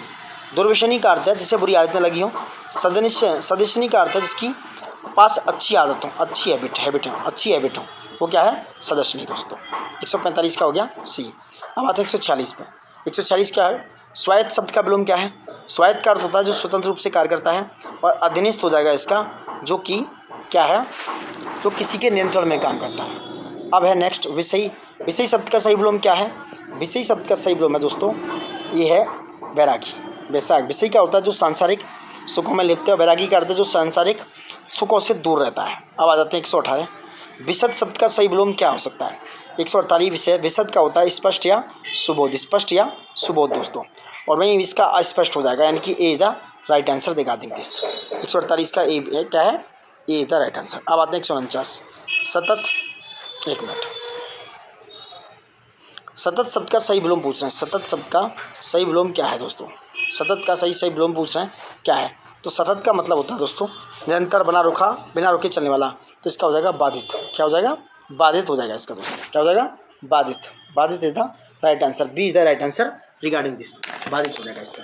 अब आते हैं 150 पे। 150 का क्या है, आत्मसंयम का शब्द विलोम का शब्द, आत्मसंयम का शब्द का विलोम पूछ रहा है। आत्मसंयम दोस्तों क्या होता है, इसका होता है इच्छाओं पर नियंत्रण रखने वाला, इच्छाओं पर नियंत्रण रखने वाला, तो वहीं हो जाएगा आत्मविलास दोस्तों। आत्मविलास होगा स्वयं के सुख और विलास में लिप्त रहने वाला, यह है आत्मविलास। 151 पे क्या है, निम्नलिखित में से कौन सा शब्द शुद्ध वर्तनी वाला है, शुद्ध वर्तनी वाला शब्द है दोस्तों, तो 151 का हो जाएगा अधिनियम, अधिनियम मतलब ए इज द राइट आंसर, बाकी के अधिनियम गलत है। अब 152 पूछ रहे हैं 152, निम्नलिखित वाक्यों में अशुद्ध शब्द का चयन करना है।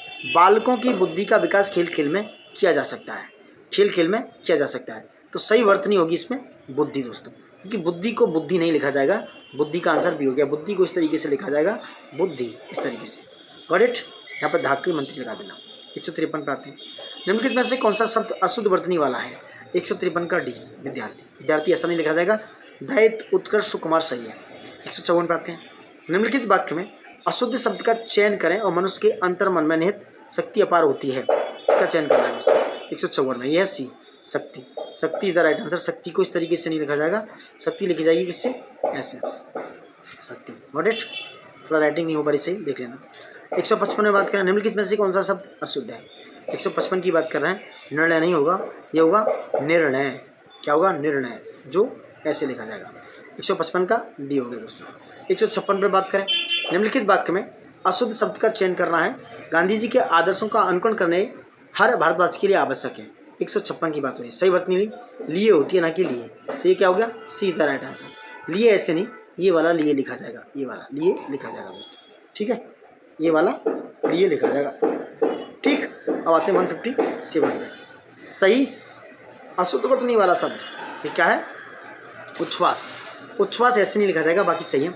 उच्छ्वास को दोस्तों ऐसे, उच्छ्वास ऐसे लिखा जाएगा, ठीक है। अब आते हैं 158 पे। सही वर्तनी क्या होती है, चाहिए होती है, ना कि चाहिए। चाहिए नहीं होती, ये होती है चाहिए। चाहिए इस तरीके से लिखा जाता है, चाहिए, ठीक है, ये होता है चाहिए। अब नेक्स्ट है 159, निम्नलिखित में से कौन सा शब्द शुद्ध वर्तनी वाला है। कौन सा शब्द है दोस्तों, 159 का ए, अनुशीलन।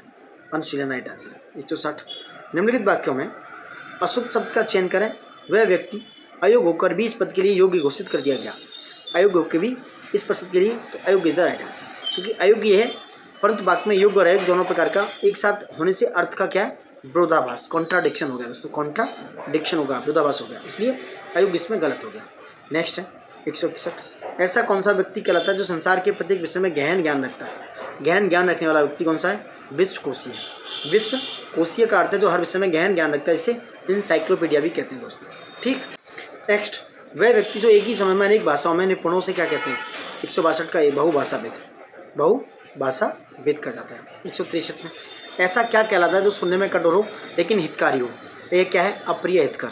अप्रिय हितकर, ऐसा क्या कहलाता है जो सुनने में कठोर लेकिन हितकारी हो, अप्रिय हितकर। ऐसा कार्य जो बिना किसी उद्देश्य के किया जाए उसे क्या कहते हैं, निष्प्रयोजन। निष्प्रयोजन दोस्तों, ठीक है। वह व्यक्ति जो धर्म का दिखावा मात्र करता है उसे क्या कहते हैं, उसे कहते हैं आडंबरवादी। आडंबरवादी। नेक्स्ट, वह व्यक्ति जो विशेषकर दूसरों की जासूसी करने में निपुण उसे क्या कहते हैं, 166 का डी, उसे कहते हैं अभिसंधानी दोस्तों। 167, ऐसा व्यक्ति जो किसी भी नियम, अनुशासन, परंपरा आदि को ना माने उसे क्या कहते हैं, उसे कहते हैं स्वेच्छाचारी। स्वेच्छाचारी दोस्तों। 168, वह विचारधारा जिसमें वह यह माना जाता है कि मानव जीवन और ब्रह्मांड पूर्व निर्धारित नहीं है उसे क्या कहते हैं दोस्तों, उसे कहते हैं आपको दोस्तों अस्तित्ववाद। अस्तित्ववाद, एक्सटिंक्ट लेजेंड दोस्तों। 169, ऐसा व्यक्ति जो ना किसी का पक्ष ना ले और ना विरोध करे उसे क्या कहते हैं, उसे कहते हैं तटस्थ। तटस्थ कहते हैं उसको। 170, वह व्यक्ति जो बिना बुलाए दूसरों के कार्यों में हस्तक्षेप करे उसे क्या कहते हैं, 170 का है डी, अनधिकार प्रवेशी। नेक्स्ट, निम्नलिखित में से 171, निम्नलिखित में से किस तद्भव शब्द का तत्सम मूल शब्द गलत किया गया है, मूल शब्द गलत दिया गया है। 171 का भी अश्रु। दोस्तों, अश्रु का तद्भव आंसू होता है। क्या होता है, आंसू। आंसू, ठीक है, आंसू होता है। नेक्स्ट 172 पे आते हैं, गुहा। निम्नलिखित में से कौन सा शब्द तत्सम नहीं है, गुहा। क्या नहीं है, गुहा। 173, निम्नलिखित शब्दों में से कौन सा तद्भव शब्द का सही जोड़ा नहीं है, ये 173 का सी, हस्त हथौड़ा दोस्तों। क्या, हस्त हथौड़ा नहीं है, क्योंकि हस्त का क्या होता है, हाथ। क्या होता है, हाथ, ठीक है, हाथ होता है। 175 पे आते हैं, निम्नलिखित में से कौन सा शब्द संस्कृत के तत्सम शब्द से तद्भव रूप से परिवर्तित नहीं हुआ है, 174 का सी, द्वार दरवाजा इज द राइट आंसर। 175, निम्नलिखित में से कौन सा तत्सम शब्द जिसका तद्भव रूप सामान्यतः प्रयोग में नहीं आता है, यह तिमिर। क्या है, तिमिर। 176, निम्नलिखित में से कौन सा शब्द तद्भव नहीं है दोस्तों, यह है आपका उरग। क्या नहीं है, उरग दोस्तों। क्या नहीं है, उरग। निम्नलिखित में से कौन सा जोड़ा सही नहीं है, कौन सा जोड़ा सही नहीं है, 177 का बी, दीप्ति और दिया। दीप्ति और दिया सही नहीं है दोस्तों। 178 पे आते हैं, निम्नलिखित में से कौन सा तद्भव शब्द तत्सम से अधिक प्रचलित है, 178 का ए, उष्ण गर्म। उष्ण गर्म दोस्तों, ठीक है।